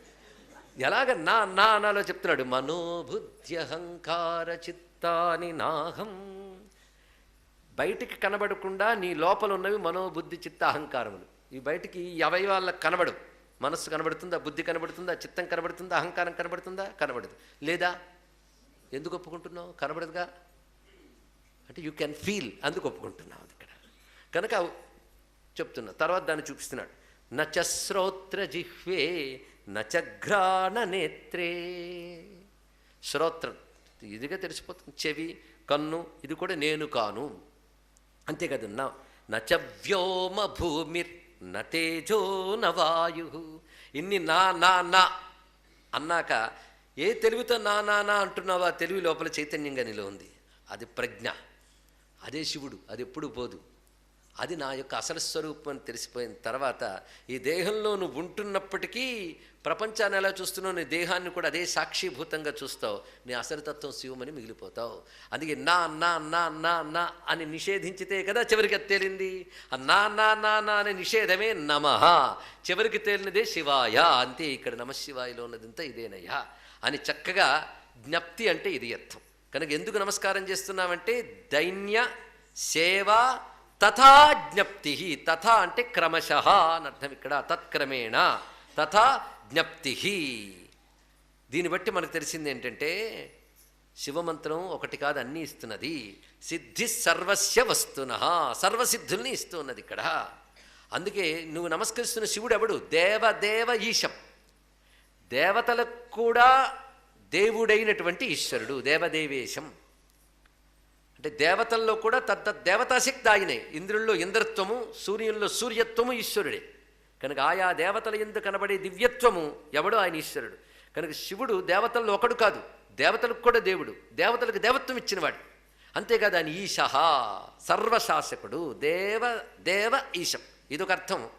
దేవదేవులు అంటే దేవతలకు కూడా దేవులు అంటే బ్రహ్మ విష్ణు రుద్రుడు. వాళ్ళకు కూడా ఎవడు ఈశ్వరుడు? వాడు దేవదేవేశుడు. అంటే బ్రహ్మ విష్ణు రుద్రాదులు కూడా మూలమైన తత్వము. బ్రహ్మ విష్ణు రుద్రాదులుగా వ్యక్తమైన వాడెవడో ఆ బ్రహ్మమే శివుడు. అటువంటి దేవదేవేశం నమామి. ఈ నమస్కరించడం సకామః అకామోవా, సకామంగా జపించు, అకామంగా కానీ ఎలాగోలోగా నమశివాయ అను అన్నాడు ఇక్కడ. ఇది విశేషమైనది. అయితే ముందు నువ్వు సకామంగా చేసినా క్రమంగా దైన్యలబ్ధయే, తద్వారా సేవాలబ్ధయే, తర్వాత జ్ఞప్తి సిద్ధయే, అన్ని సిద్ధులు ఇవ్వగలిగిన పంచాక్షరిని ఈ మూడింటి కోసం నువ్వు వినియోగించుకో అన్నాడు ఇక్కడ. దైన్య, సేవ, జ్ఞప్తి, ఈ మూడు లభిస్తే సర్వం సిద్ధించినట్టే. నిజానికి సర్వసిద్ధి అనేటువంటి మాట మోక్షమే. ఏది పొందితే మరేది పొందవలసినది లేదో అది పొందితే అన్నీ పొందినట్లే. తెలుగు మాటే కానీ ఇలా చెప్పగానే అయోమయమనిపించిందేమో. ఏది పొందితే మరేది పొందవలసిన అవసరం లేదో అది పొందితే అన్నీ పొందినట్లే. అందుకే సర్వసిద్ధి అనేటువంటి మాటకి ఆప్తకామ, అవాప్తకామ అనేటువంటి శబ్దములు ఉన్నాయో అది పూర్ణకామస్థితి. అన్నీ పొందినవాడు అంటే పూర్ణకాముడు. మీకేం కావాలండి? ఏం అక్కర్లేదండి. ఏం అక్కర్లేదని మాట ఎప్పుడు వస్తుంది? అన్నీ పొందితే రాదు, దేని మీద ఆశ లేకపోతే వస్తుంది. ఎందుకంటే అన్నీ పొందితే ఎన్ని పొందగలవు? ఎన్నొచ్చినా ఇంకానండి అని 99 ఏళ్ళవాడు ఇంకా రేపోమావ గుట్టుక్కనే వాడిని పట్టుకుని అన్నీ లైఫ్లో దొరికినట్టంటే దొరికే కానీ అంటాడు వాడు. గోపికలే చెప్పడానికి నీరసం, కానీ అని కామా మాత్రం ఉంటుందండి. అన్నీ పొందినవాడు భూమి మీద ఎవ్వడు లేడు. ఎందుకంటే కోరికలన్నీ తీర్చుకున్నాక ఆ తర్వాత మోక్షమే అనుకుంటే తీరేది ఎప్పుడు, అది పొందేది ఎప్పుడయ్యా అన్నాడు ఇక్కడ. దానికి అనేక ఉదాహరణలు మనం చెప్పుకున్నాం. ఎందుకంటే అంబో అగ్ని రగులుతోందని చెప్పి నెయ్యి పోసేట్టు ఒక ఆయన, ఎందుకు ఆర్పేయాలని. ఏమైంది? అది మరింత వండింది. కానీ కోరికలు తీర్చుకోవడం ద్వారా కోరికలన్నీ పూర్ణం చేసుకుందాం నమ్ముకోవడం, ఆజ్యం పోయడం ద్వారా అగ్నిని ఆర్పాలనుకోవడం లాంటిది నాయన అన్నాడు యయాతి స్వయంగా మనకి ఇక్కడ. వీటి వల్ల కాదు, పరిపూర్ణుడైన శివుణ్ణి నింపేసుకున్నాక ప్రపంచాన్ని పొయ్యడానికి గుండెలో ఖాళీ ఉండదు. అది స్థితి తెలుసుకో ఇక్కడ. ఎక్కడ పోస్తావు? పొయ్యిలో పాలంతా పాత్రలో నింపేశాక ఇంకేం పోస్తావయ్యా? శివుణ్ణి గుండెలో నింపేశాక ఇంకా లోకం నుంచి ఏం పోస్తావు?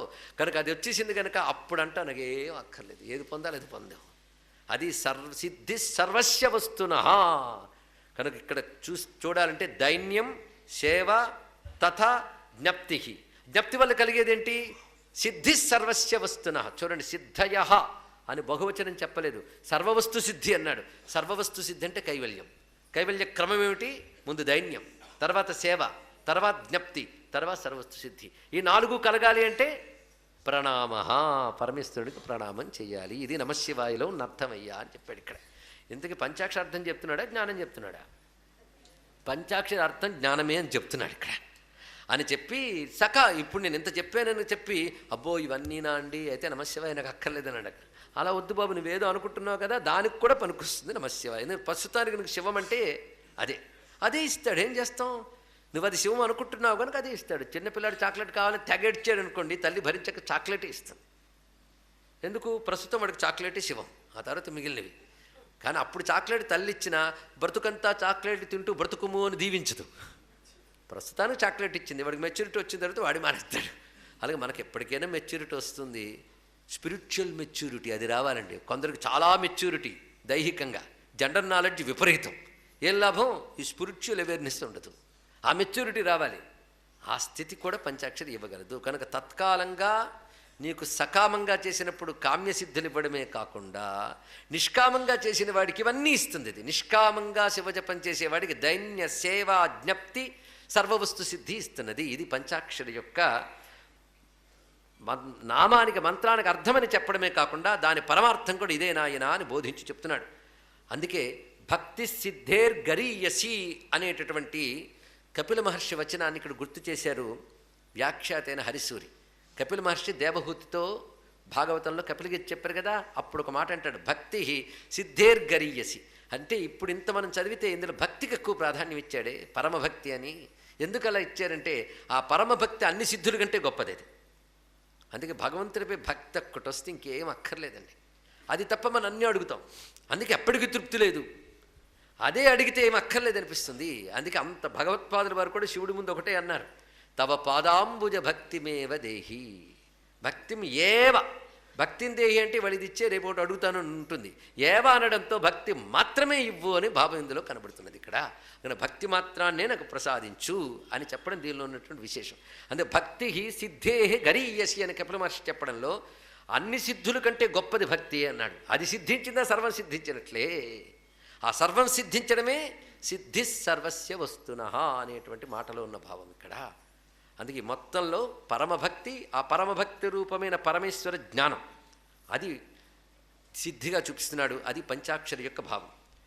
దాని తర్వాత పంచాక్షరికి మరొక అందమైనటువంటి భావాన్ని చూపిస్తున్నాడు. న్యయా నిషిధ్యతే భావ వికృతి జగదాత్మన మసనం దేవదేవేశ నేహ నానాస్తి శబ్దత అయేతి గమయేత్యర్థే తస్మాచ్ఛుద్దోస్మి నిత్యస ప్రణామో దేహ గేహాదేహి అభిమానస్య నాశనం. దయచేసి విన్నవించే విషయం ఏంటంటే పంచాక్షరి మీద తేలిక భావం వద్దు, ఈ అర్థాల మీద అనాదర భావం వద్దు అని అన్నారు మహానుభావుడు భాస్కర్ రాయల వారు. అనాదర భావం వల్లే దీని దారిది ఇది నాకెందుకు అనేటువంటి జడత్వం వస్తుంది. ఇది బాగా గుర్తుపెట్టుకోండి. ఎందుకంటే ఇది ఒక క్లాస్, ముందు నుంచే చెప్తున్నాం, ఇక్కడ ఒక లెసన్. అందుకే దీనిని ఎలా డివైడ్ చేసి ఒక పాఠం చెప్తున్నాడు చూడండి. ఎందుకంటే సంస్కృత భాష అత్యంత మధురమైనది, గంభీరమైనది. ఒక చతుర్థి విభక్తితో చెప్పే శబ్దాన్ని సంబోధన విభక్తితో చెప్పచ్చు, ఒక క్రియావాచక శబ్దాన్ని ఒక నామవాచక శబ్దంగా చెప్పచ్చు. నమశివాయలో నమః అనేది క్రియ, నమస్కారము అనేది క్రియ, దాన్ని ఇక్కడ సంబోధనగా చెప్తున్నాడు ఈ అర్థంలో. అందుకే చాలా జాగ్రత్తగా వినాల్సినది. ఇవి నమః అనేదాన్ని సంబోధనగా చెప్తున్నాడు. కనుక ఇకపై నమశివాయ చేసినప్పుడు కొంత భావం ఈ భావంతో చేయొచ్చు. నమః అంటే శివ అని అర్థం. అంటే శివుడికి నమః అని పేరున్నది. ఎలా ఉన్నదో వివరిస్తున్నాడండి. నయా నిషిధ్యతే భావ వికృతి జగదాత్మన మసనం దేవదేవేశ నేహ నానాస్తి శబ్దత. అయితే ఈ పద విభాగాలు వ్యుత్పత్తులు పాండిత్యపు చమత్కారాలు కావు, ఇది తెలుసుకోండి. పాండిత్య చమత్కారాలు ఎన్నైనా చేయించండి, ఒక పదానికి సంబంధం లేని మరొక అర్థం కూడా తీసుకొచ్చి వికృతార్థాలతో దురన్వయం చేయొచ్చు. కానీ శాస్త్ర ప్రమాణంతో చెప్పాలి ఏది చెప్పినా. అందుకే ఇక్కడ శబ్దత అని మాట అన్నాడు, శబ్ద ప్రమాణంతో చెప్తున్నాడు. శబ్ద ప్రమాణం అంటే వేదం.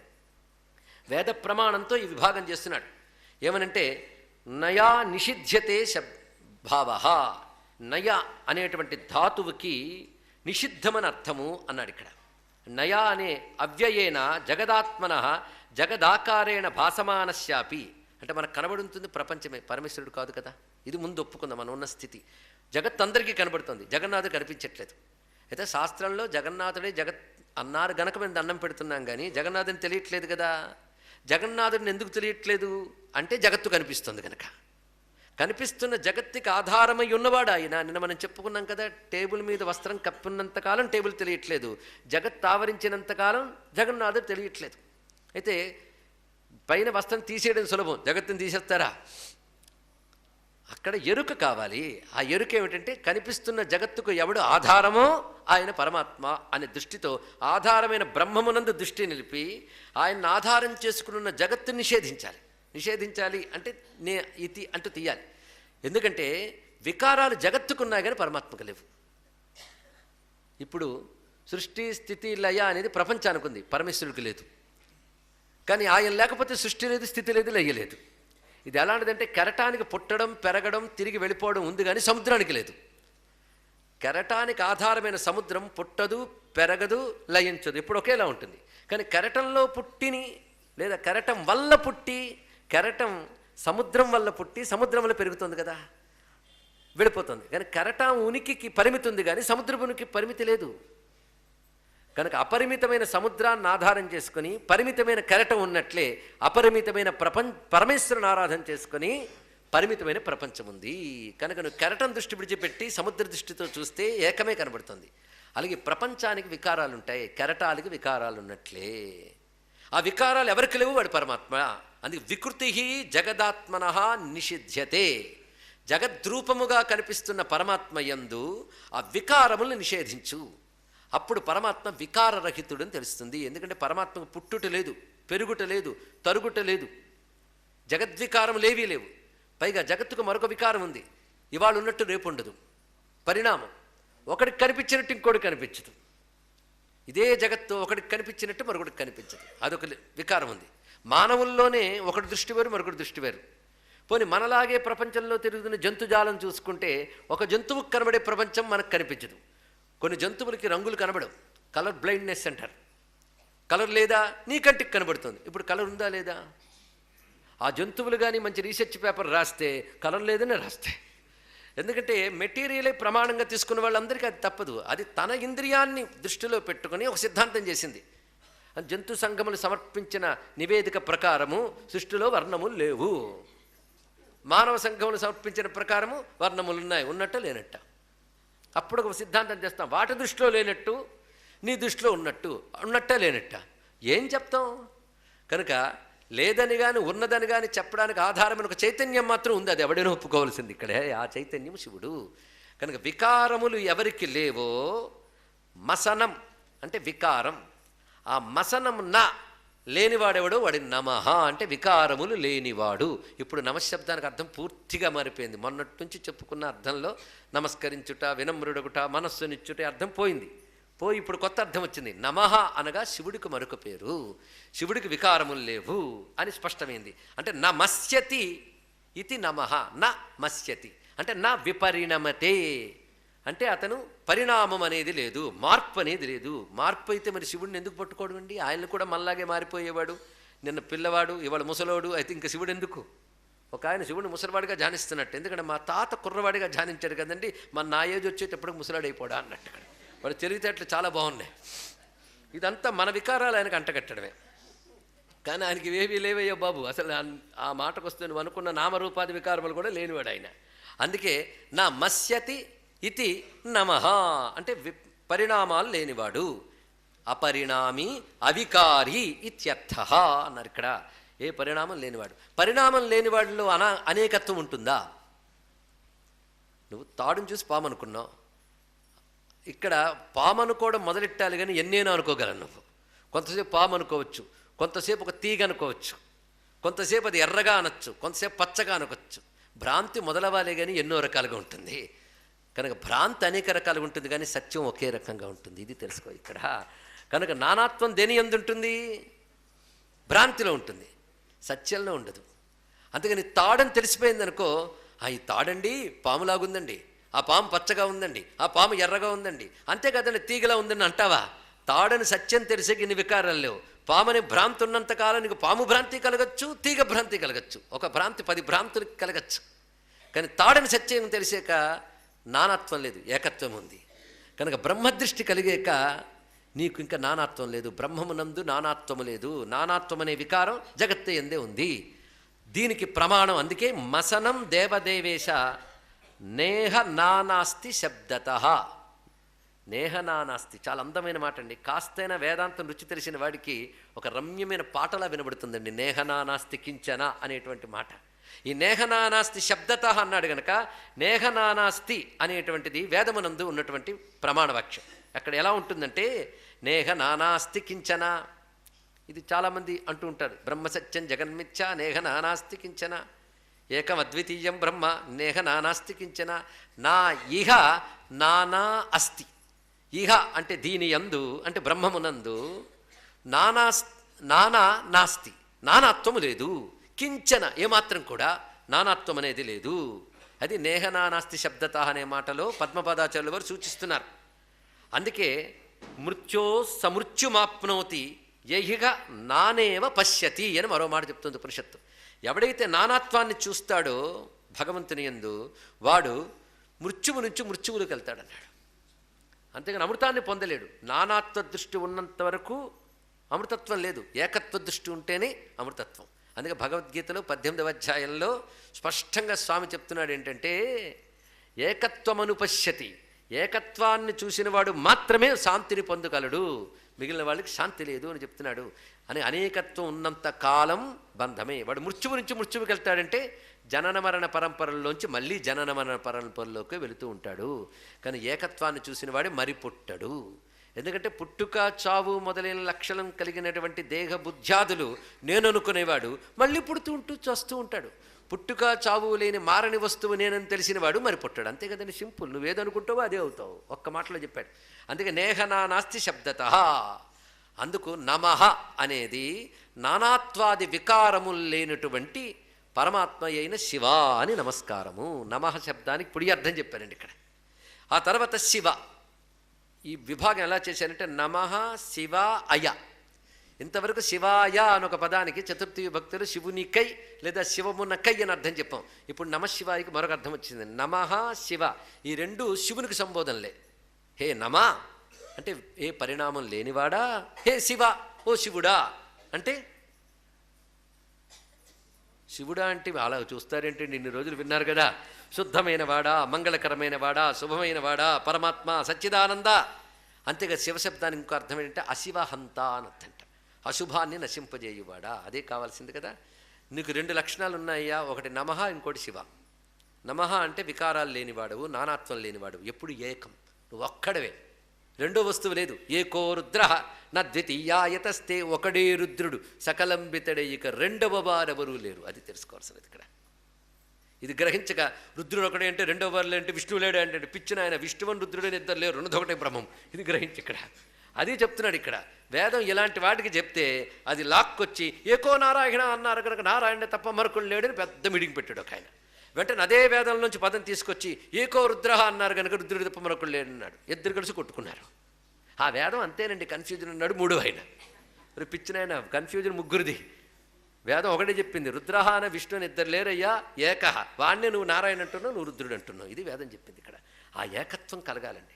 అది నమః అంటే ఏ వికారము లేనివాడు, శివ అంటే నిర్మలమై శుద్ధమై శాంతమై సర్వాతీతమైనటువంటి వాడవు అయిన స్వామి అయ. ఇప్పుడు అయ వేరే పదమైంది, శివ అయ అంటే శివశబ్దం అడ్రసింగ్ సంబోధన ప్రథమ అయిపోయింది, చతుర్థి విభక్తి పోయింది. పోగానే అయ శబ్దం బయటకు వచ్చేసింది. అయ అంటే పొందించుము అని అర్థం. ఇక్కడ గమయ ప్రాపయ పొందించుము అని అర్థం. కనుక వికారములు లేనివాడా, హే మంగళస్వరూపుడా నన్ను పొందించు. దేన్ని పొందించాలి? దేన్ని పొందించాలి అంటే మరి దేన్ని అంటే మళ్ళీ అనేకత్వం వచ్చేస్తుంది వదిలి. దేన్ని పొందించాలంటే ఏకమై మిగిలిపోయి నువ్వు ఉన్నవే, నిన్ను పొందేటట్లు నన్ను చూడు అన్నాడు ఇక్కడ. అంటే నన్ను నిన్ను పొందించు అంటే నేను నిన్ను పొందాలి అంటే శివుణ్ణి పొందాలండి.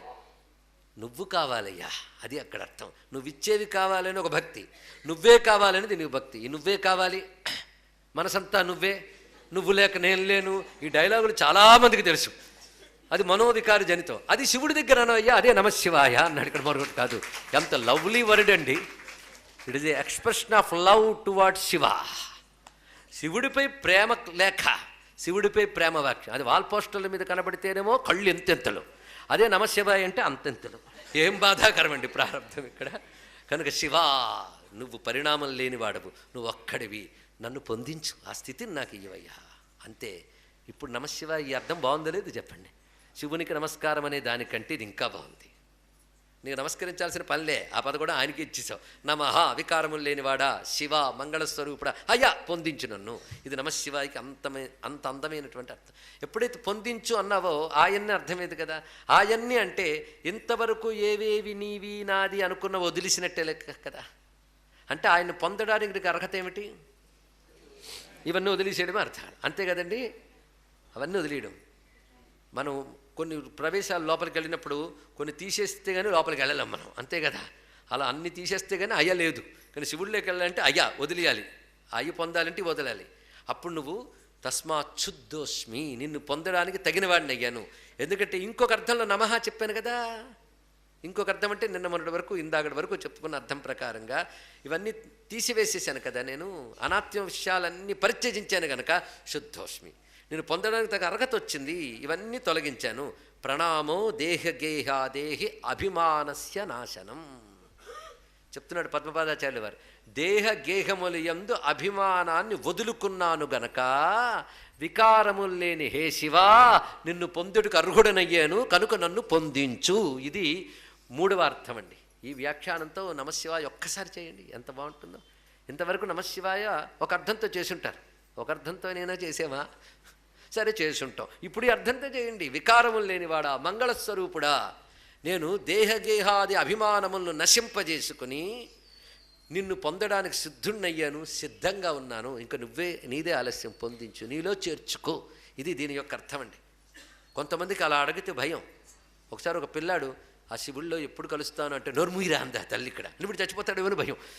చచ్చిపోతే కలుస్తారు కాదని, బ్రతుకుంటే కలవని వాడు చచ్చినా కలవలేడు, తెలుసుకోండి. ఇక్కడ బ్రతికుండగానే నువ్వు శివుడితోనే ఉన్నావు, శివుడై ఉన్నావు, అది నీకు తెలియాలి. ఆ జ్ఞానం వస్తే వాడు 1000 ఏళ్ళైనా ఉంటాడు. ఎంతమంది సిద్ధపురుషులు లక్షల సంవత్సరాలు కలిగిన వాళ్ళు లేరు హిమాలయాల్లో అంటే వాళ్ళు ఇంకా శివుణ్ణి పొందలేదా? శివుణ్ణి పొందున్నారు, తెలుసుకోండి. ఇక్కడ చస్తే దొరికేది కాదు శివత్వం, ఉన్నప్పుడే ఉన్న శివుణ్ణి చూడగలగాలి. ఇక్కడ ఇది చాలా ప్రధానమైనటువంటి అంశం ఇక్కడ.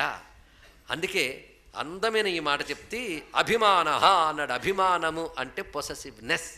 దేనితో? జగతః యో అభిమాన. 2 రకాల అభిమానాలు ఉంటాయి, దేహ గేహ. దేహాదులంటే పంచకోశ విలక్షణమైన దేహం నేనని నాదని 2 భావాలు ఉంటాయండి మనకి. ఈ దేహం నాదే, నా కాలు నా చెయ్యి అన్నప్పుడు మమ, ఇవన్నీ ఉన్న నేను అనుకున్నప్పుడు అహం. కానీ దేహంపై అహం మమ ఉన్నాయి. దాంతో గేహాదులు, ఈ శరీరంతో సంపాదించుకున్న గృహాలు. గృహము అంటే గోడలే కాదు, మెంబర్స్ కూడా, గృహములు గృహ సభ్యులు, ఇవన్నీ. వీటితో నీకు అభిమానం వదులుకొన్నాడు. అభిమానం అంటే లవ్ అండ్ అఫెక్షన్ అని కాదు, అటాచ్మెంట్. అది ఇక్కడ అది నేనని నాదనేటటువంటి భావాన్ని విడిచి ఉన్నాను గనకనే వికారములు లేని శుద్ధమైన నిన్ను పొందడానికి నేను అర్హుడనయ్యాను శివ. అర్హుడనైన నన్ను నీతో పొందించు అయ్యా. అది ఇక్కడ, అది దీనిలో ఉన్నటువంటి భావం చక్కగా వివరిస్తున్నాడు. మనం సోల్జర్గా వెళ్ళాలి అంటే ఎన్ని వదిలించుకోవాలండి. అన్ని వదిలితే కానీ వాడు సోల్జర్గా రానివాడు ఒక దాంట్లోకి. అలా ఒకటి పొందాలంటే కొన్ని వదిలితే కానీ రాలేమే. ఇవన్నీ వదిలితే కానీ శివుణ్ణి పొందలేమని చెప్తున్నాడు ఇక్కడ. కనుక నమశివాయ చేసినప్పుడు ఒక్కసారైనా ఈ అర్థం భావన చేసి ఒక్కసారైనా ఇది పొందే ప్రయత్నం చేస్తే ఒక్కసారైనా శివానుభూతి తప్పకుండా దొరుకుతుంది. ఇప్పుడు చతుర్థ భాష్యం. శివో బ్రహ్మాది రూపస్యాత్ శక్తిభిస్తిసృభిః సహ అథవా తుర్యమేవ స్యాత్ నిర్గుణం బ్రహ్మతత్పరం నమసో నమనే శక్తి నమనం ధ్యానమేవ చ చతుర్థ్యాభేద సంబంధ కథ్యతే ప్రత్యగాత్మనోహో. ఈ శ్లోకములు ఇక్కడ గమనించవలసినది, ఇంచుమించు ప్రతిదీ ఒకటే చెప్తున్నట్టు అనిపిస్తుంది. ఎందుకంటే అంతా తిప్పి ఒక్క శివుడేగా. కానీ ఆ శివత్వాన్ని అందుకోవడానికి భిన్న భిన్న చిన్న భేదాలతో మనకు బోధిస్తున్నాడు. ఇక్కడ బోధింపబడే వస్తువు ఒకటే, బోధించే తీరు అనేక రకాలుగా మనకు చెప్తున్నాడు. ఆ శివత్వంతో మమైకం అయ్యే వరకు నీకు ముక్తి లేదు. కానీ నీ మమైకం ప్రపంచంతో పెట్టుకున్నావు, శివుడితో కాదు. కనుక దీని నుంచి మమ అహం వదిలి దానితో ఏకత్వం ఎలా అవ్వాలో చూపిస్తున్నాడండి ఇక్కడ. ఇది పరాభక్తి జ్ఞానము 2 ఈ విషయాన్ని మనకు చెప్తున్నాయి. శివుడు అనగా మళ్ళీ శివశబ్దానికి అర్థం చెప్తున్నాడు. బ్రహ్మాది రూపస్యాత్ శక్తిభిః త్రిశుభిః సహ. శివుడంటే బ్రహ్మాది త్రిమూర్తి స్వరూపుడు, ఇది తెలుసుకోవాలి. అందుకని బ్రహ్మ విష్ణు శివుల్లో ఒకడు అని కాదు, బ్రహ్మ విష్ణు రుద్రులుగా ఉన్నవాడు ఒక్కడే, వాడు శివుడు. మరి వాళ్ళ పత్నులతో సహా, అందుకే తిసృభిః సహా అన్నాడు ఇక్కడ. బ్రహ్మ విష్ణు రుద్రులు ఏ శక్తులతో సృష్టి స్థితి లయ అనేది చేస్తున్నారో ఆ శక్తులతో కలిసిన బ్రహ్మ విష్ణు రుద్రులు ఎవడో ఆయన శివుడు. అయితే సృష్టి స్థితి లయలు చేస్తున్నప్పుడు ముగ్గురు రూపాలతున్నాడు. ఈ మూడు లేనప్పుడు ఈ మూడింటికి అతీత స్థితి ఒకటి ఉంటుంది, దాని పేరు తురీయం అంటారు. ఆ తురీయ తత్వంలో శివుడే ఉన్నాడు. తురీయ తత్వంలో శివుడు మాత్రమే ఉన్నాడు. ఆయనే సృష్టి స్థితి లయలు చేసేటప్పుడు మూడు రూపాలు అయ్యాడు. కనుక మూడు రూపాలు ఉన్నవాడు ఒక్కడే. ఒకటిగా ఉన్నవాడిని తురీయం అంటారు. తర్వాత స్థితిలో ముగ్గురు అంటారు. కనుక ముగ్గురు ఎవరు? ఒక్కడే. ఏరు కలగాలి. అందుకే తర్వాత మాట అథవా తుర్యమేవ స్యాత్ నిర్గుణం బ్రహ్మతత్పరం. సగుణముగా చెప్పినప్పుడు బ్రహ్మ విష్ణు రుద్రాదులు సత్వరజస్తమోగుణ నియామకులు ఆయా శక్తులతో ఉన్నారు. ఆ మూడు శివుడే. కానీ గుణ అతీతుడై తురీయములో ఉన్నప్పుడు నిర్గుణుడు శివుడే. కనుక సగుణ నిర్గుణ ఉభయము శివుడే. సగుణంగా చెప్తే బ్రహ్మ విష్ణు రుద్రులు ఆయనే, నిర్గుణముగా చెప్పినప్పుడు వాటికి అతీతమైన వాడు ఆయనే. ఇదే మనకి ఎవ్వని చే జనించు జగమెవ్వని లోపల ఉండి లీనమై ఎవ్వని యందుడిందు పరమేశ్వరుడెవ్వడు మూల కారణం వెవ్వడనాది మధ్యలయుడెవ్వడు సర్వము తానయ్యైన వాడెవ్వడు. గజేంద్ర మోక్షం కూడా అదే. ఎందుకంటే ఈ వేదాంతం బదులు గజేంద్ర మోక్షం వింటే బాగుండు మీకు అనిపిస్తే అక్కడ కూడా ఇదే అని ఇక్కడ చెప్పామన్నమాట. ఎక్కడికన్నా వదలండి, వ్యాసుడు పట్టేసుకుంటాడు. కనుక ముగ్గురిగా మూడు శక్తులతో సగుణుడై ఎవడున్నాడు వాడే శివుడు. అథవా తుర్యమేవ స్యాత్, అతడి తుర్యతత్వానికి చెందినవాడు. నిర్గుణం బ్రహ్మ తత్పరం, అతడు పరాత్పరమైనటువంటి నిర్గుణతత్వము. అలాంటి శివుని నువ్వు నమస్కరిస్తున్నావు. ఇది తర్వాత అర్థం, 4వ వ్యాఖ్యానం. అలాంటి శివుని నువ్వేం చేస్తున్నావు?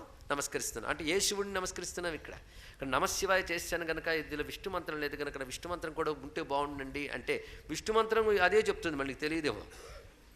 విష్ణు మంత్రం దీన్నే చెప్తుంది.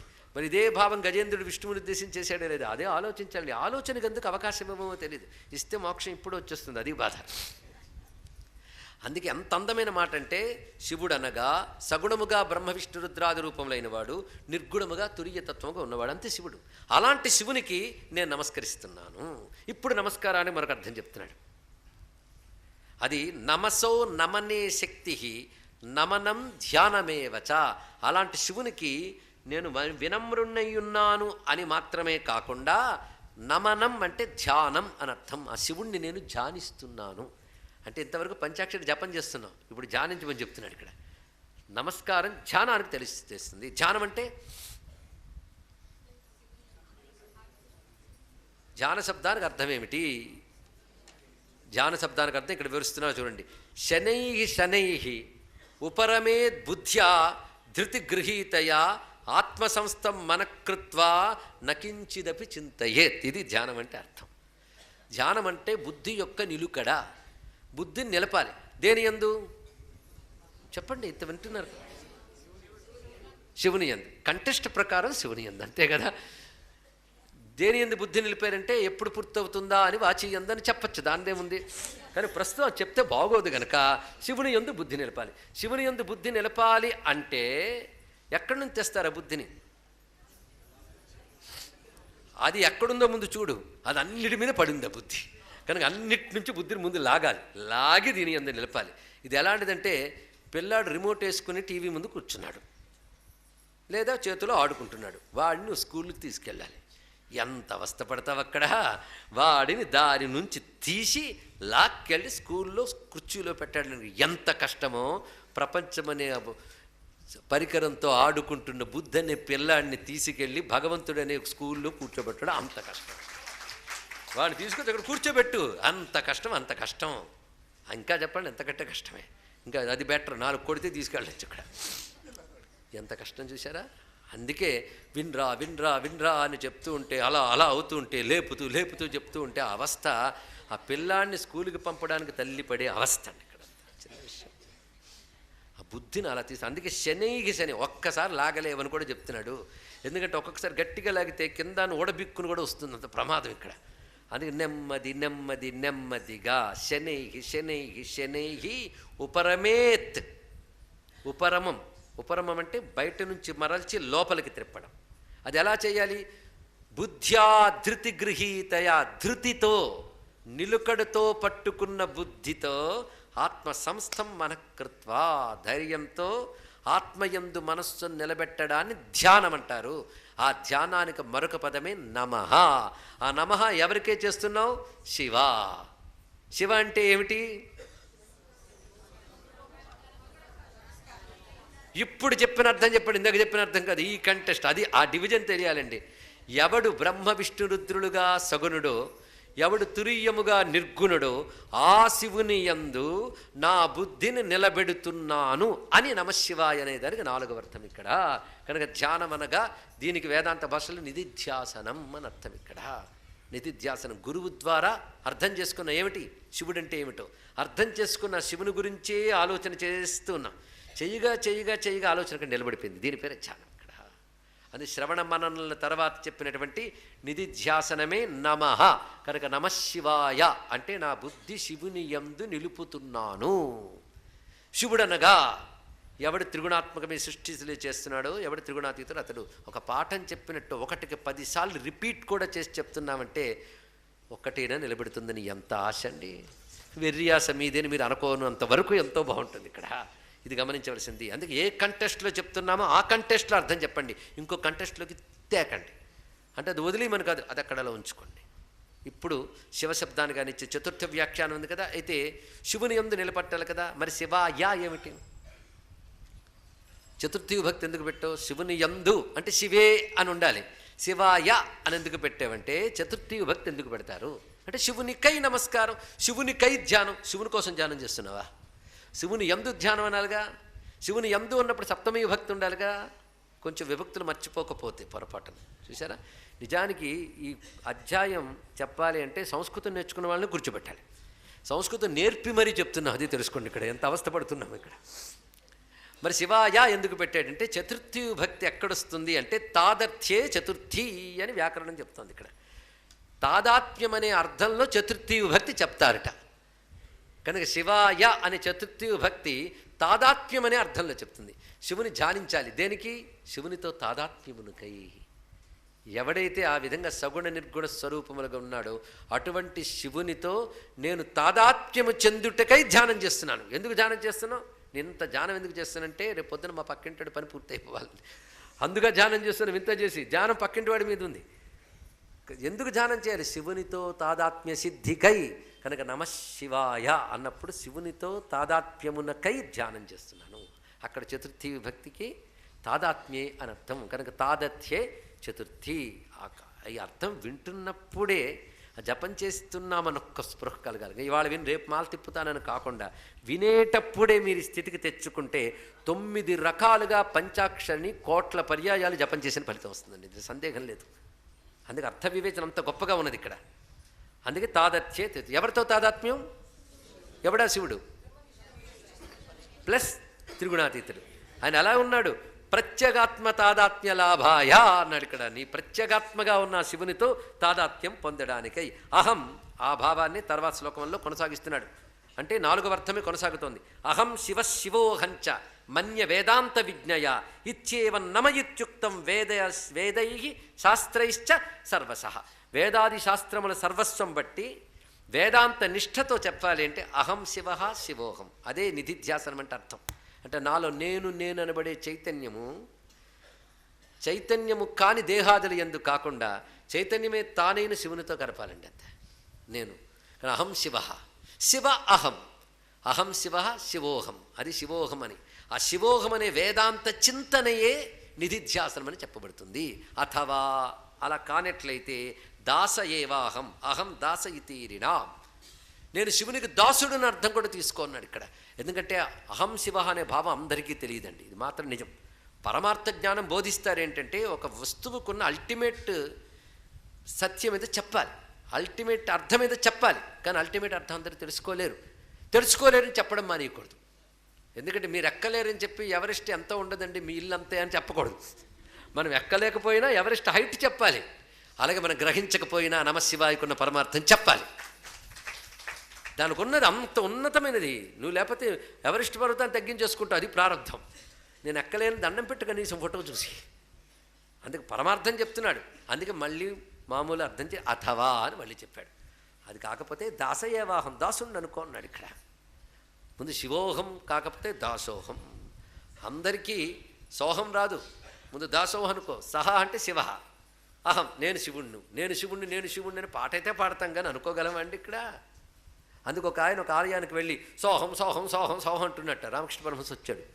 వీడి బుద్ధికి సోహం స్థితి లేదు. పోల్చాడైనా, నువ్వు మరొక్క పదం కలుపుకో అన్నాడు. ఏమిటి? దా కలుపు, దాసోహం దాసోహం దాసోహం దాసోహం అన్నాడు. అది చేయి ముందు నువ్వు అన్నాడు. ఇక్కడ అంటే నీకు ఇంకా రాలే పక్వత. కొంతమందికి సోహం అంటే కోపం కూడా.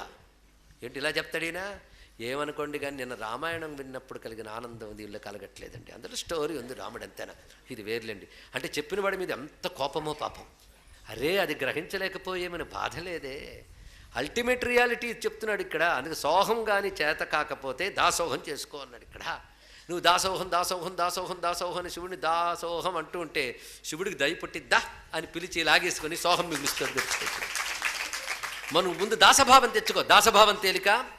ప్రతిదీ కూడా మనకు అది అందలేదు కనుక తేలిక అనుకుంటున్నాం, కానీ అది కూడా మనకి లేదు. తెలుసుకోండి, ఉన్నదంతా చిల్ల పెంకుల మీద ఉన్నటువంటి వాంఛ అది తీర్చమని శివుణ్ణి దేబిరించడం. ఆ అర్థం చెప్పండి అని దబాయించద్దు దయచేసి. దాసోహం అనే భావం మాత్రం తేలిక కాదు. దాసభావం అంటే అంత గొప్ప భావం అండి. దాసభావం అంటే ఏంటో, దాసుడు అంటే ఏమిటో తెలుసు కదా. దాసుడు అంటే ఏమిటి? ఇందాక చెప్పిన ప్రకారం సేవకుడు అనలేకపోతున్నారు మీరు. సేవ అంటే వేరే అర్థం చెప్పారు. ఇంకా మీకు అర్థమైన భాష స్లేవ్. ఇప్పుడు బాగా బానిసండి, డబ్బుకు అమ్ముడిపోయాడు. వాడి పని ఏమిటి? యజమాని ఏం చెప్తే అది చేయాలి ఇక్కడ. అంతే కదా. దాసుడు అంటే వాడికంటూ స్వతంత్రత లేదు. అది చెప్పడం ఇక్కడ. తనకంటూ స్వతంత్రత లేదు. స్వతంత్రత అంటే ఎవరిది? యజమానిది. యజమానికి దాసుడు అయిపోయాడంటే వాడు లాగితే లాగబడాలి, కూర్చోంటే కూర్చోవాలి, తెమ్మంటే తేవాల్సిందే. అంటే వాడికి నిరంతరం వాడి దృష్టి ఎట్టుంది? యజమాని మీదే. వాడు ఏం చెప్తున్నాడా అని చూస్తాడు. వాడు నిద్రపోతున్న కల్లో యజమాని వచ్చి లేరా అని లేపినట్టు వెనుక వచ్చేస్తుంటుంది. అంటే వాడు యజమానికి ఎంత అంకితమైపోయాడో లేదా పరతంత్రుడైపోయాడంటే అని ఎంత చెప్తే అంత ఆ పరిస్థితికి వెళ్ళిపోయాడు పూర్తిగా. అది దాసభావం. అలాగే శివుడికి అంకితమైపోయి చేస్తున్న ప్రతిదీ శివాజ్ఞగా చేయాలట. శివుడు వచ్చి ఆజ్ఞిస్తాడా ఏమిటి? శివుడు ఆజ్ఞ ఇస్తే కదా శివుడు చెప్పినట్టు చేస్తాం. అంటే శివుడు ఆజ్ఞ ఇవ్వలే. నిజాజ్ఞారూప నిగమా పుణ్యా పుణ్య ఫలప్రద. చదివారా లేదా? ఎందులోది ఈ వాక్యం? చూసారా? మీకు తెలియంది లేదండి, ఏదో అజ్ఞానం చేసి చెప్తున్నాం అంతే. నిజాజ్ఞారూప నిగమా, వేదాది శాస్త్రములు అమ్మవారి ఆజ్ఞ అంటే శివుని ఆజ్ఞ అన్నారు ఇక్కడ. కనుక ఆజ్ఞాపాలన చేయడం అంటే వేదాది శాస్త్రముల్లో ఏం చెప్పారో అది చేయాలి నువ్వు. ఎందుకు? నువ్వు దాసుడివి గనక.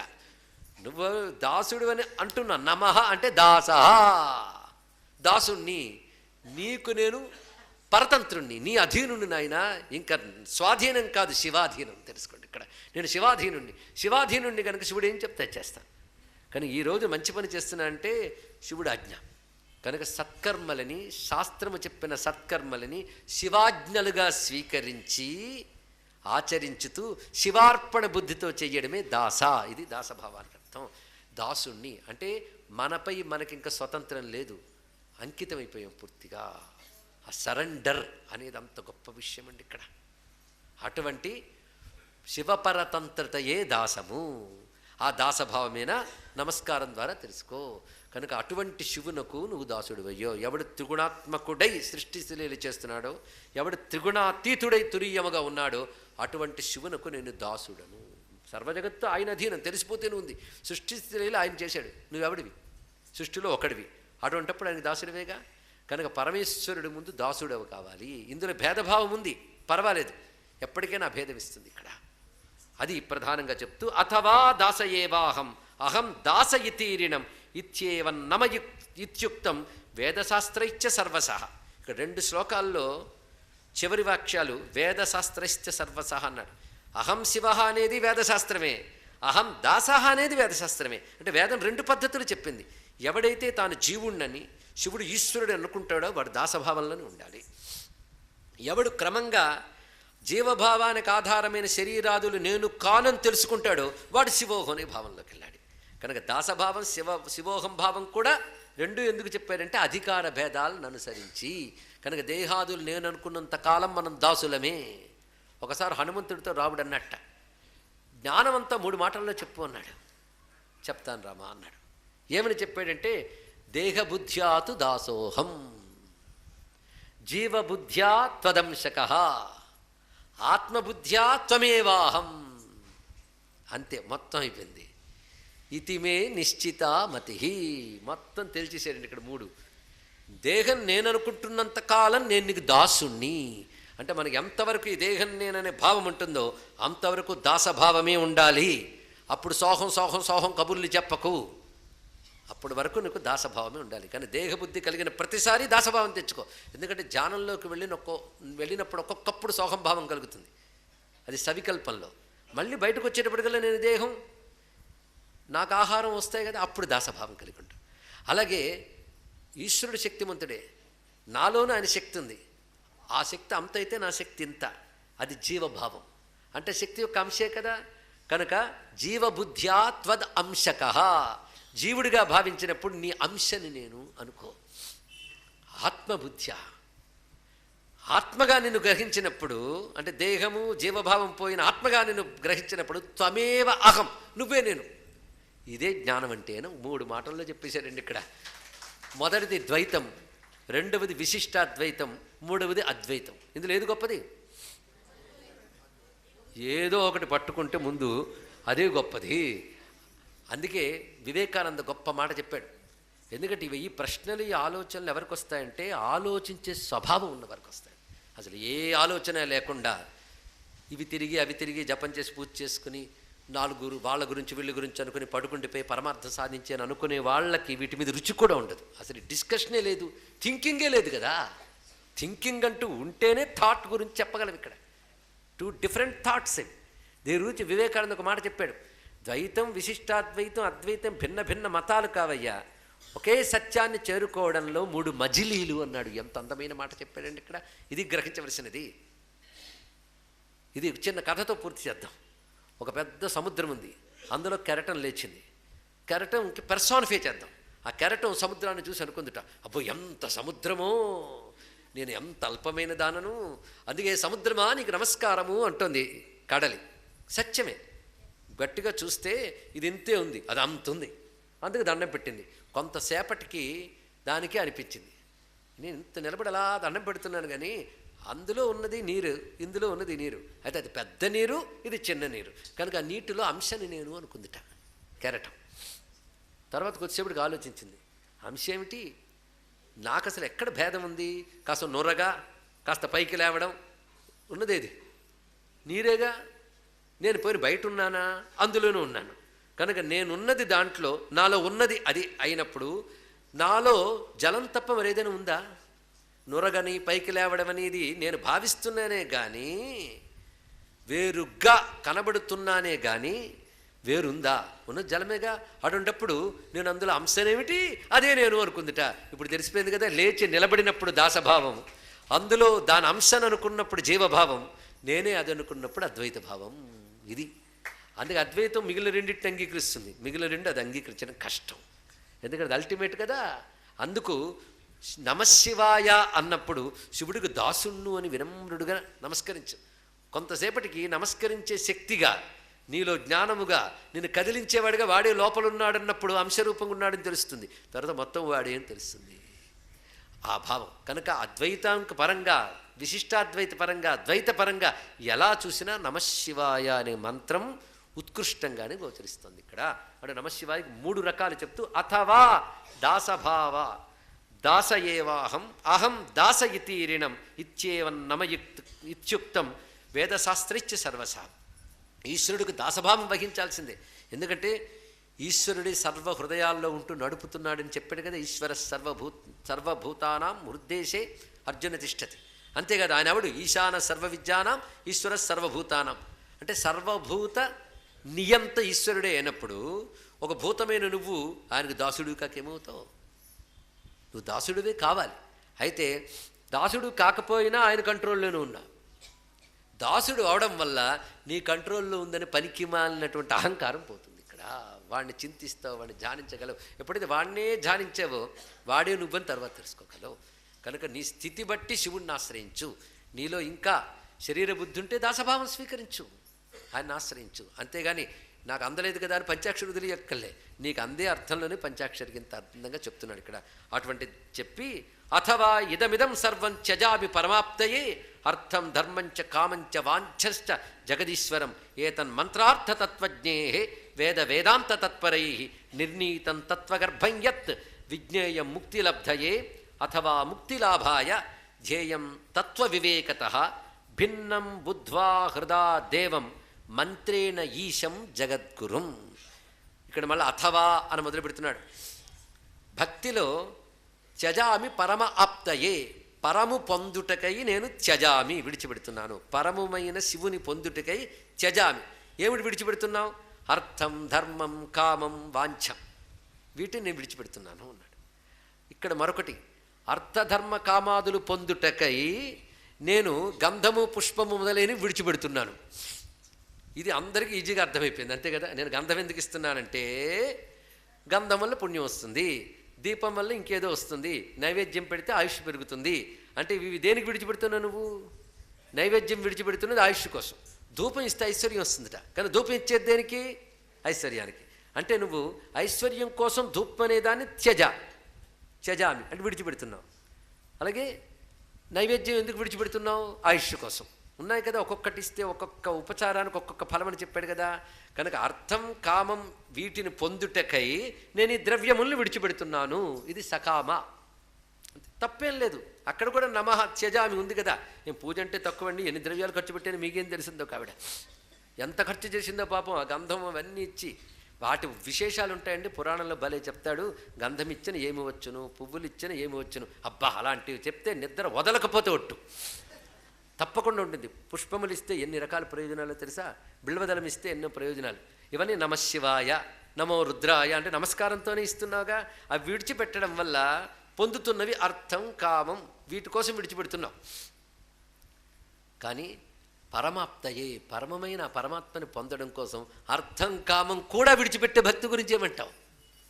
కనుక అది కూడా నమశివాయ రెండవ అర్థంలో.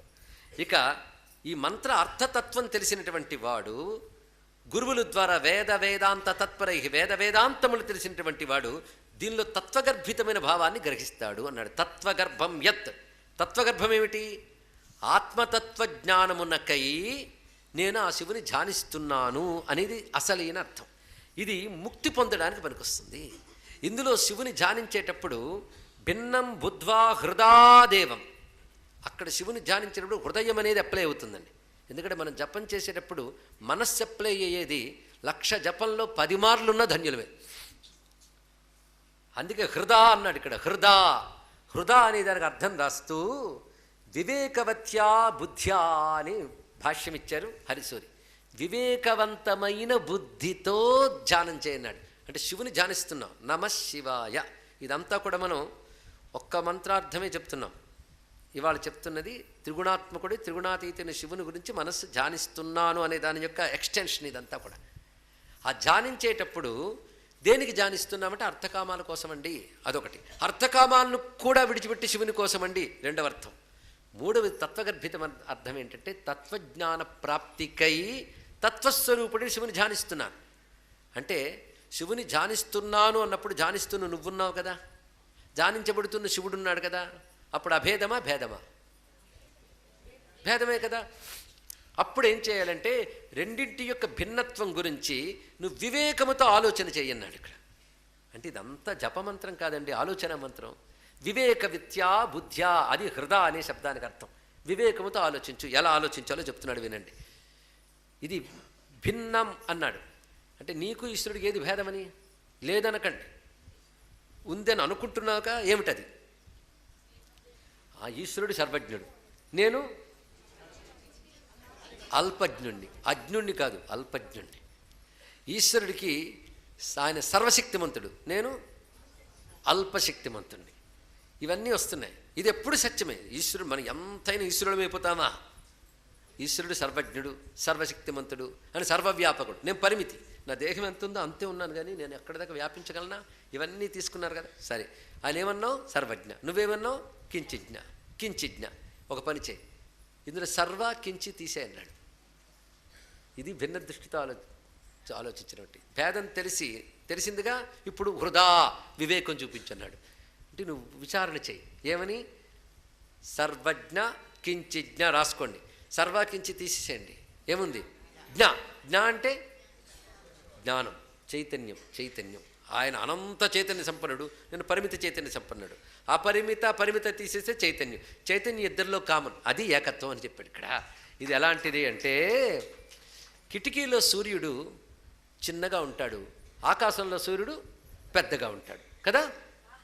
కాదా మరి? అంటే కిటికీలో సూర్యుడు చిన్నగా లేడండి. మీరు గదిలోకి రండి, కిటికీ తెరిచి చూడండి. కిటికీలో సూర్యుడు ఎంతున్నాడు? ఇంత. కిటికీ ఎంతున్నాడు అంత. మధ్యలో ఊచల నీడలు కూడా ఉన్నాయి సూర్యుడికి, తెలుసా మీకు? అలా మధ్యలో ఆ ఊచల మధ్యలో నుంచి వస్తున్నాడు కనుక కిటికీలో సూర్యుడు 4x4 లేదా 10x10 కదా? ఆకాశంలో సూర్యుడు అఖండం. కనుక ఇద్దరు సూర్యుల్లో ఆకాశంలో సూర్యుడు అనంతుడు, కిటికీలో సూర్యుడు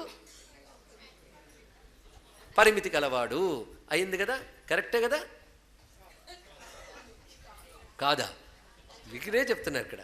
కిటికీ అనే దృష్టితో చూస్తున్నంతసేపు అల్ప సూర్యుడు, ఆకాశం అనే దృష్టితో చూస్తే అనంత సూర్యుడు. అలాగే నీ శరీరము ఉపాధి అనే దృష్టితో చూస్తున్నంతసేపు చైతన్యం అల్పజ్ఞ కించిజ్ఞ. అనంతమైన ఈశ్వరుడిని చూసినప్పుడు అది అనంతము. ఉపాధిని తీసి చూసేస్తే ఒకటేగా. అంటే కిటికీలో ఉన్న సూర్యుడు ఆకాశంలో సూర్యుడు అని ఒకడు అని తెలియడానికి ఏం చేయాలి? కిటికీ తీసేయాలా? నీ బుద్ధి చెప్పి కిటికీ ఉన్నప్పటికీ, కిటికీలో ఇలా కనబడుతున్నప్పటికీ రెండు ఒకటే అని తెలివి ఎలా ఉండాలో, కిటికీ ఇలాంటి శరీరం ఇలా కనబడుతున్నప్పటికీ ఈ లోపల బయట వ్యాపించిన ఈశ్వరుడు ఒకడే. అది నా స్వస్వరూపాన్ని ఎరుక కలగాలి. అది స్థితి. అది ఎలా నీకు వస్తుంది? హృదా. ఏమి చెప్తున్నాడు చూడండి. అందుకే పద్మపాదాచార్యులు బ్రహ్మసూత్రాలు అర్థం చేసుకోవడం కోసం పంచాక్షరికి భాష్యం రాస్తున్నాను అన్నాడు ఇక్కడ. అంటే బ్రహ్మసూత్రాలు శాస్త్ర విషయం, పండితులకు మాత్రమే. కానీ పొందవలసిన సత్యం పండితుడికి కాదు, అందరికీ. అంటే మోక్ష పండితుడికైనా అందరికి అక్కర్లేదా? పండితులకైతే కూడాను ఈ వివేక బుద్ధి లేనప్పుడు అటు ఇటు తిప్పి కబుర్లు చెప్తే కాలక్షేపం చేస్తారు, కానీ వాళ్ళు కూడా కలిగించలేరు. అందుకే భిన్నం బుద్ధ్వా హృదా దేవం వివేకత. భిన్నత్వం ఎక్కడుందో విచారణ చేసి ఏకత్వాన్ని తెలుసుకునే ప్రయత్నం చేసి జగద్గురువైన శివుని ఈ మంత్రంతో ఆరాధించు అని చూపిస్తున్నాడు. దీన్ని బట్టి శివుని ఆరాధించేటప్పుడు నువ్వు సర్వం త్యాగం చేసి భక్తితో ఆరాధించవచ్చు. శివుడికి నీకు అభేదమనేటువంటి జ్ఞానం కోసం ఆరాధించవచ్చు. అభీష్టాలు సిద్ధింపజేసుకోవడం కోసం ఆరాధించవచ్చు. ఇలా 3 రకాల అర్థాలు నమశివాయలో ఉన్నది. అందుకే కర్మ సగుణోపాసనంచ, కర్మ ఉపాసన బ్రహ్మోపాసన 2 విధములు. అంటే శివుణ్ణి బ్రహ్మముగా గ్రహించి చేసే ఉపాసన బ్రహ్మోపాసన. అలా కాకుండా నీకు అభీష్ట సిద్ధుల కోసము శివుడు సర్వశక్తిమంతుడు, అటువంటి ఆయన్ని నేను ఆశ్రయిస్తున్నానని చెప్పినప్పుడు కర్మ సంబంధమైన ఉపాసన. అయితే ఈ కర్మ సంబంధమైన సగుణోపాసన క్రమేణ ముక్తి సాధనం, నీ క్రమంగా ముక్తినిస్తుంది. బ్రహ్మోపాసనం సాక్షాన్ముక్తి లబ్ధయే, అది ఇక్కడే ఇస్తుంది ముక్తిని. కనుక ఏదండి మనకు గొప్పది? ఇండైరెక్టా డైరెక్టా? కనుక డైరెక్ట్ అయితే మాత్రం నీ లోపల ఆత్మగా ఉన్న శివుణ్ణి తెలుసుకోవాలంటే అనాత్మ విషయాల నుంచి నీ బుద్ధినట్టు మరల్చు, దాన్ని ధ్యానం చేయి. అదే నమః. మరల్చడము నమహే, ధ్యానం చేయడము నమహే. దేని యందు? శివుని యందు. ఎందుకు? అయ ప్రాప్తి కోసమై. అంతేకాదు యకారము చతుర్థీ భక్తి తాదాత్మ్యాన్ని తెలియజేస్తున్నది. ఇప్పుడు 5వ వ్యాఖ్యానానికి వెళ్తున్నా. మొత్తం పూర్తయింది. ఇప్పుడు 4 వ్యాఖ్యానాలు చెప్పాం. ఇప్పుడు 5వది నమే రచి నమ ప్రోక్తో జంతాస్యాత్ జగదీశ్వరే తస్మాత్ దాసోహమిత్యేవం మత్మా మాం ప్రాప్తయాత్మని. ఇక్కడ మరొక అర్థం చెప్తున్నాను. నమశబ్దానికి ఇప్పటి వరకు చెప్పుకున్న అర్థాలు కొంచెం గుర్తు చేయండి. ముందు క్రియావాచకంగా చెప్పుకున్నా, నమస్కరిస్తున్నాను, మనస్సునిస్తున్నానని. ఇంకొక అర్థం మధ్యలో చెప్పుకున్నాం. నమః అంటే పరిణామము లేనివాడా. ఇప్పుడు నమః అంటే నీకు ప్రణామం చేసినటువంటి వాడు, ప్రణామం చేసిన వాడు అని అర్థం. నమః అంటే నమతీతి అనేటువంటి నమ అనేటువంటి ధాతువుకి అచ్చు ప్రత్యయం కలిస్తే నమః అంటే ప్రణామకర్త. నమేహ అచి నమ ప్రోక్త అన్నాడు. నమేహ అచి అంటే అచ్చు అనే ప్రత్యయం కలిస్తే, ఇది సంస్కృత వ్యాకరణంతో అన్వయిస్తున్నాడు కదా. అందుకే నమః అంటే ఉపాసకుడు అర్థం. అంటే ఎవడైతే శివుణ్ణి ధ్యానిస్తున్నాడో వాడి పేరు నమఃట. అంటే ఈ ఉపాసకుడు, ఈ నమఃగాడు ఏం చేస్తున్నాడంటే శివుని అయా పొందుటకై సాధన చేస్తున్నాడు. ఆ శివుడు ఎవరు? శివశబ్దానికి ఇంకో అర్థం చెప్తున్నాడు. జంతా స్యాత్ జగదీశ్వరే. ఆ జగదీశ్వరుడు జంత అంటే అన్నిటినీ ఉపసంహరించువాడు అని అర్థం. అన్నిటిని ఉపసంహరిస్తాడు. శివుడు అంటేనే ప్రపంచాన్ని ఉపసంహరిస్తాడు కదా. ప్రపంచమంతా ఉపసంహరించేవాడు శివుడు. అంటే ప్రళయావస్థలో మొత్తం లోపలికి లాగేసుకుంటాడు. మొత్తం లోపలికి లాగేస్తే ఎవడు మిగిలాడు? ఇది ఆలోచించమన్నాడు. ప్రళయంలో ప్రపంచాన్ని లాగేసుకున్నాడు అంటే అప్పుడు ఎవడు మిగిలాడు? ఆయన మిగిలాడు. అలాగే ధ్యానం చేసేటప్పుడు మనం ప్రపంచం మర్చిపోవాలని ప్రయత్నిస్తాం. మర్చిపోతే అంత హాయా నీకు? మరెందుకు ధ్యానంలో ఏవి గుర్తు రాకుండా ప్రయత్నిస్తాం? అంటే మర్చిపోవడంతో ఏదో ఆనందం అనమాట. అసలు నువ్వు మర్చిపోతే మరి ప్రమాదం. లోపల మరేదో ఒక చైతన్యం ఉంది, దానికోసం ఇవన్నీ మర్చిపోయి దాన్ని నిలబడాలని ప్రయత్నిస్తున్నాం. అలా అన్నీ లోపలికి లాగేసుకుని ఏది మిగులుతుందో అది శివం. అందుకే ప్రళయకారకుడైన శివుడే గొప్ప దేవుడు. అన్నిటి సంపూర్ణంగా లయం చేసి ఆయనే మిగిలిపోవాలండి. అది కావాలి. అది శివ అనే శబ్దానికి ఇక్కడ సర్వమును ఉపసంహరించువాడు. ఇప్పుడు శివశబ్దానికి అర్థం చేతే ఇది శివ. సర్వము ఎవరిలో లయించిపోతాయో వాడు శివుడు. ఆయన ఎందులో లయించడు, ఎందుకు శాశ్వతమైన వాడు. అశాశ్వతం లయిస్తుంది కానీ శాశ్వతం లయించదు. కనుక శాశ్వతమైన ఆ శివుడు సర్వోపసంహారకుడు. ఆయనకు నేను నమః అనగా ఇక్కడ శబ్దం ఉపాసకుడను.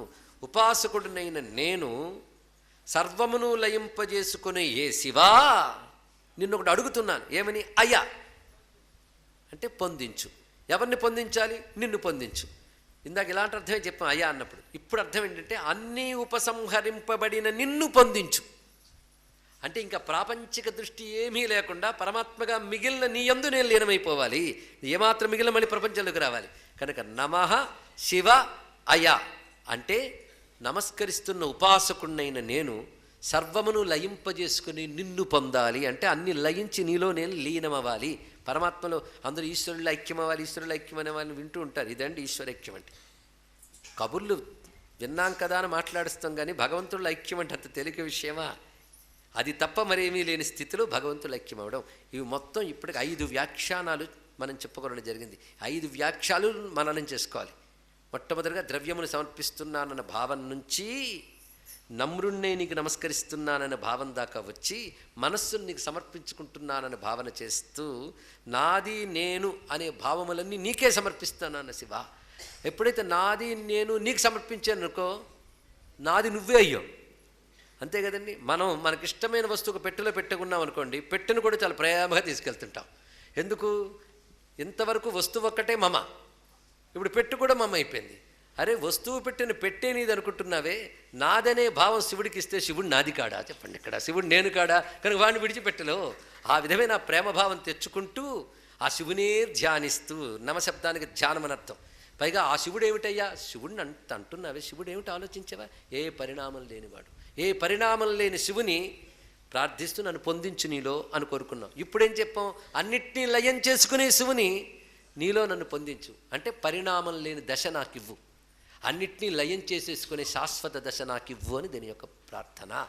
ఈ విధంగా దాసోహం భావం నుంచి సోహం భావం వరకు సర్వభావాలు తనలో ఇముడ్చుకున్న 5 అక్షరాల మహామంత్రానికి నమస్కారం చేసుకుంటూ, ఇంకా చెప్పుకోవలసినటువంటి ఇప్పటికి 5 అర్థాలు చెప్పేశాం కనుక ఇంకా మిగిలినటువంటివి 4 చిన్న చిన్న అర్థాలు మిగిలాయి. అవి రేపు మనం చెప్పుకోబోతున్నాం. 4 అర్థాలు. దాంతో పంచాక్షరి మొత్తం మనం భాష్యం పూర్తి చేసుకున్నట్లే. ఎందుకంటే ఈ పంచాక్షరి భాష్యం ఒక్కటి మనం మననం చేసుకుంటే బ్రహ్మసూత్రాలు చదవలేదే, ఉపనిషత్తులు చదవలేదే అని చింతపోతుందండి. మొత్తం తీసుకొచ్చి పెట్టేశాడు ఇక్కడ. ఎందుకంటే సర్వజగత్తు ఎవడి వల్ల కలుగుతోందో, ఎవరి వల్ల పెరుగుతోందో వాడు శివుడు. ఇందాక చెప్పుకున్నాం. వీడికి అతీతమైన వాడు శివుడు అన్నప్పుడు బ్రహ్మసూత్రాల్లో జన్మాద్యస్య యతః అని చెప్పబడుతుంది. అలాగే వేదశాస్త్రములన్నీ కూడా ఎవరిని చెప్తున్నాయో అతడి శివుడు అని ఇందాక అర్థం చెప్పుకున్నాం కదా, అది శాస్త్రయోనిత్వాత్ అని అర్థాన్ని చెప్తున్నది. అలాగే దాసుడు అనే భావంతో చేసినా శివుడే, సోహం భావంతో చేసిన శివుడే, సకామో అకామో, కామబుద్ధితో చేసినా నిష్కామ బుద్ధితో చేసినా శివుడే. అదే కదా అర్థం. అంటే నిష్కామ బుద్ధితో ఉన్నవాళ్ళు శివుణ్ణి ఆశ్రయిస్తున్నారు, సకాములు శివుణ్ణి ఆదరిస్తున్నారు. ఏమంటే కోరిక సిద్ధించాలని శివుణ్ణి ఎందుకు ఆశ్రయించాలి? నువ్వు చేసిన కర్మకు నీకు కోరిక తీరుతోంది, శివుడు ఎందుకు మధ్యలో? కర్మ వల్లే జరుగుతుంది అనుకుంటే కర్మమీమాంసవాదులు ఒప్పుకోకూడదు. నీ కర్మ నువ్వు చేసినా సాక్షిగా గమనించి శివుడే కర్మఫలం ఇస్తాడు. అందుకే సకామో అకామవా అంటే ఫలాన్ని ఇచ్చేవాడు పరమేశ్వరుడు. ఇది బ్రహ్మసూత్రాలు ఫలమత ఉపపత్తే అనే సూత్రాన్ని చెప్తాం. చూడండి ఇక్కడ ప్రతి చెప్పిన దానికి బ్రహ్మసూత్రంతో సమన్వయము ఇప్పుడు చెప్పడం జరుగుతుంది. ఇక్కడ మొట్టమొదటి చెప్తున్నటువంటిది జన్మాద్యస్య యతః. దాని తర్వాత శాస్త్రయోనిత్వాత్, శాస్త్రములన్నీ ఆయన్నే ప్రతిపాదిస్తున్నాయి చెప్పుకున్నాం.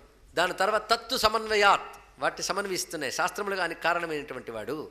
అదేవిధంగా సృష్టిస్తులేని చేస్తున్నాడు కనుక జన్మాద్యసేత, ఫలప్రదాత కనుక ఫలముతో ఉపపత్తే. మరి ప్రకృతి ఇవన్నీ చైతన్యం పొందుతున్నాయంటే ఆయన ఉనికి వల్లే, వాటి వల్ల చైతన్యం పొందుతుంది, ఇవన్నీ ఆయన యందు లయిస్తున్నాయి. అందుకే ఈక్షతేర్ నా శబ్దం, ఇది బ్రహ్మసూత్రమే. ఇప్పుడు ఎన్ని సూత్రాలు చెప్పుకున్నాం? 6 సూత్రాలు చెప్పామండి. 6 బ్రహ్మసూత్రాలు. అసలు చతుస్సూత్రియే చాలు, మొత్తం బ్రహ్మసూత్రాలు ఉన్నాయి. 6 బ్రహ్మసూత్రాలు ఇప్పటి వరకు మనం చెప్పుకున్న దాంట్లో దాగున్నాయి. అందుకే బ్రహ్మసూత్ర గర్భిత భాష్యం అని దీనికి పేరు. ఇక్కడ బ్రహ్మసూత్రం లోపల దాచుకున్న భాష్యం కనుకనే ఆధ్యాత్మిక సాధనలో మొట్టమొదటి వినాల్సిన భాష్యం కాదు ఇది. మొట్టమొదటి పూజలు, పునస్కారాలు, కథలు, లీలలు, కబుర్లు విని అవన్నీ చేసి తర్వాత నిజమైన జిజ్ఞాసతో శివుడి మీద ప్రేమతో కూర్చుంటే వినాల్సిన భాష్యం ఇది. అలాంటి భాష్యాన్ని ఇక్కడ విన్నామంటే అలాంటి వాళ్ళు కాశీలోనే ఉంటారు కనుక కాశీలోనే చెప్పుకోగలం.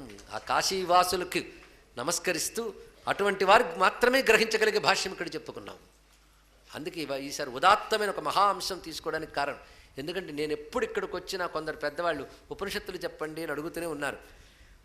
నాకు అది చాలా ప్రీతిపాత్రమైన అంశం. ఎందుకంటే బ్రహ్మసూత్రాలను 25 రోజుల పాటు ప్రవచనం చేసే భాగ్యం గురువుల దయ వల్ల లభించింది. 72 గంటల పాటు భగవద్గీత మొత్తం 700 శ్లోకాలు చెప్పే భాగ్యము లభించింది.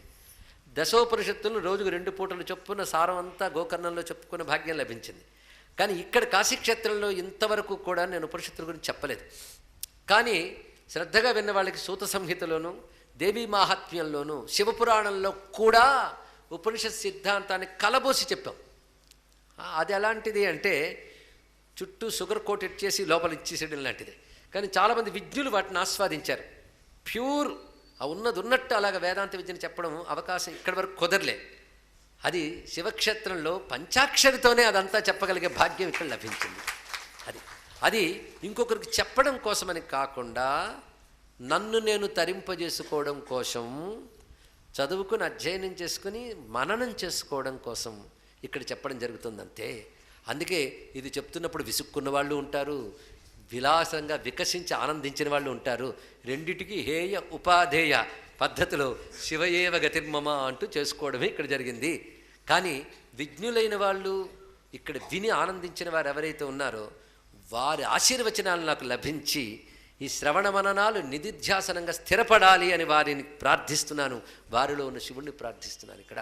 కనుక వాళ్ళు చెప్పిన నమః పరిణామం లేనివాడు, శివ అన్ని తనలో లయం చేసుకున్నవాడు, శాశ్వతమైన వాడు అయినా శివుని అయ పొందింపజేయు. నమః శివ అయ. అలాగే నమః ఉపాసకుణ్ణైన నేను, శివ అన్నిటినీ లయింపజేసుకునేవాడు నువ్వు, నన్ను నీలో పొందింపజేయు, లయం చేసుకో స్వామి అనేటువంటి ఆ జీవ బ్రహ్మైక్య స్థితిని చెప్తున్నటువంటి అద్భుతమైనటువంటి ఈ భాష్యాన్ని అందించిన పద్మపాదాచార్యులు వారు. ఈ మాటలని శంకర భగవత్పాదులు వారివే, శిష్యుడి మాటలు గురువేనండి.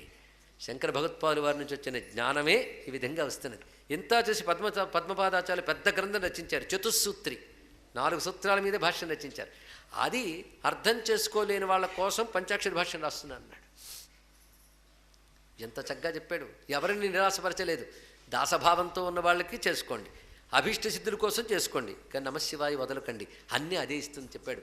అటువంటి పంచాక్షరి మాతకు నమస్కారం చేసుకుంటూ, పంచాక్షరి స్వరూపమైన కాశీక్షేత్రానికి నమస్కరిస్తూ, పంచాక్షరి మంత్రవాచ్యుడైన విశ్వనాథ స్వామి పాదపద్మాలకు నమస్కరిస్తూ స్వస్తి.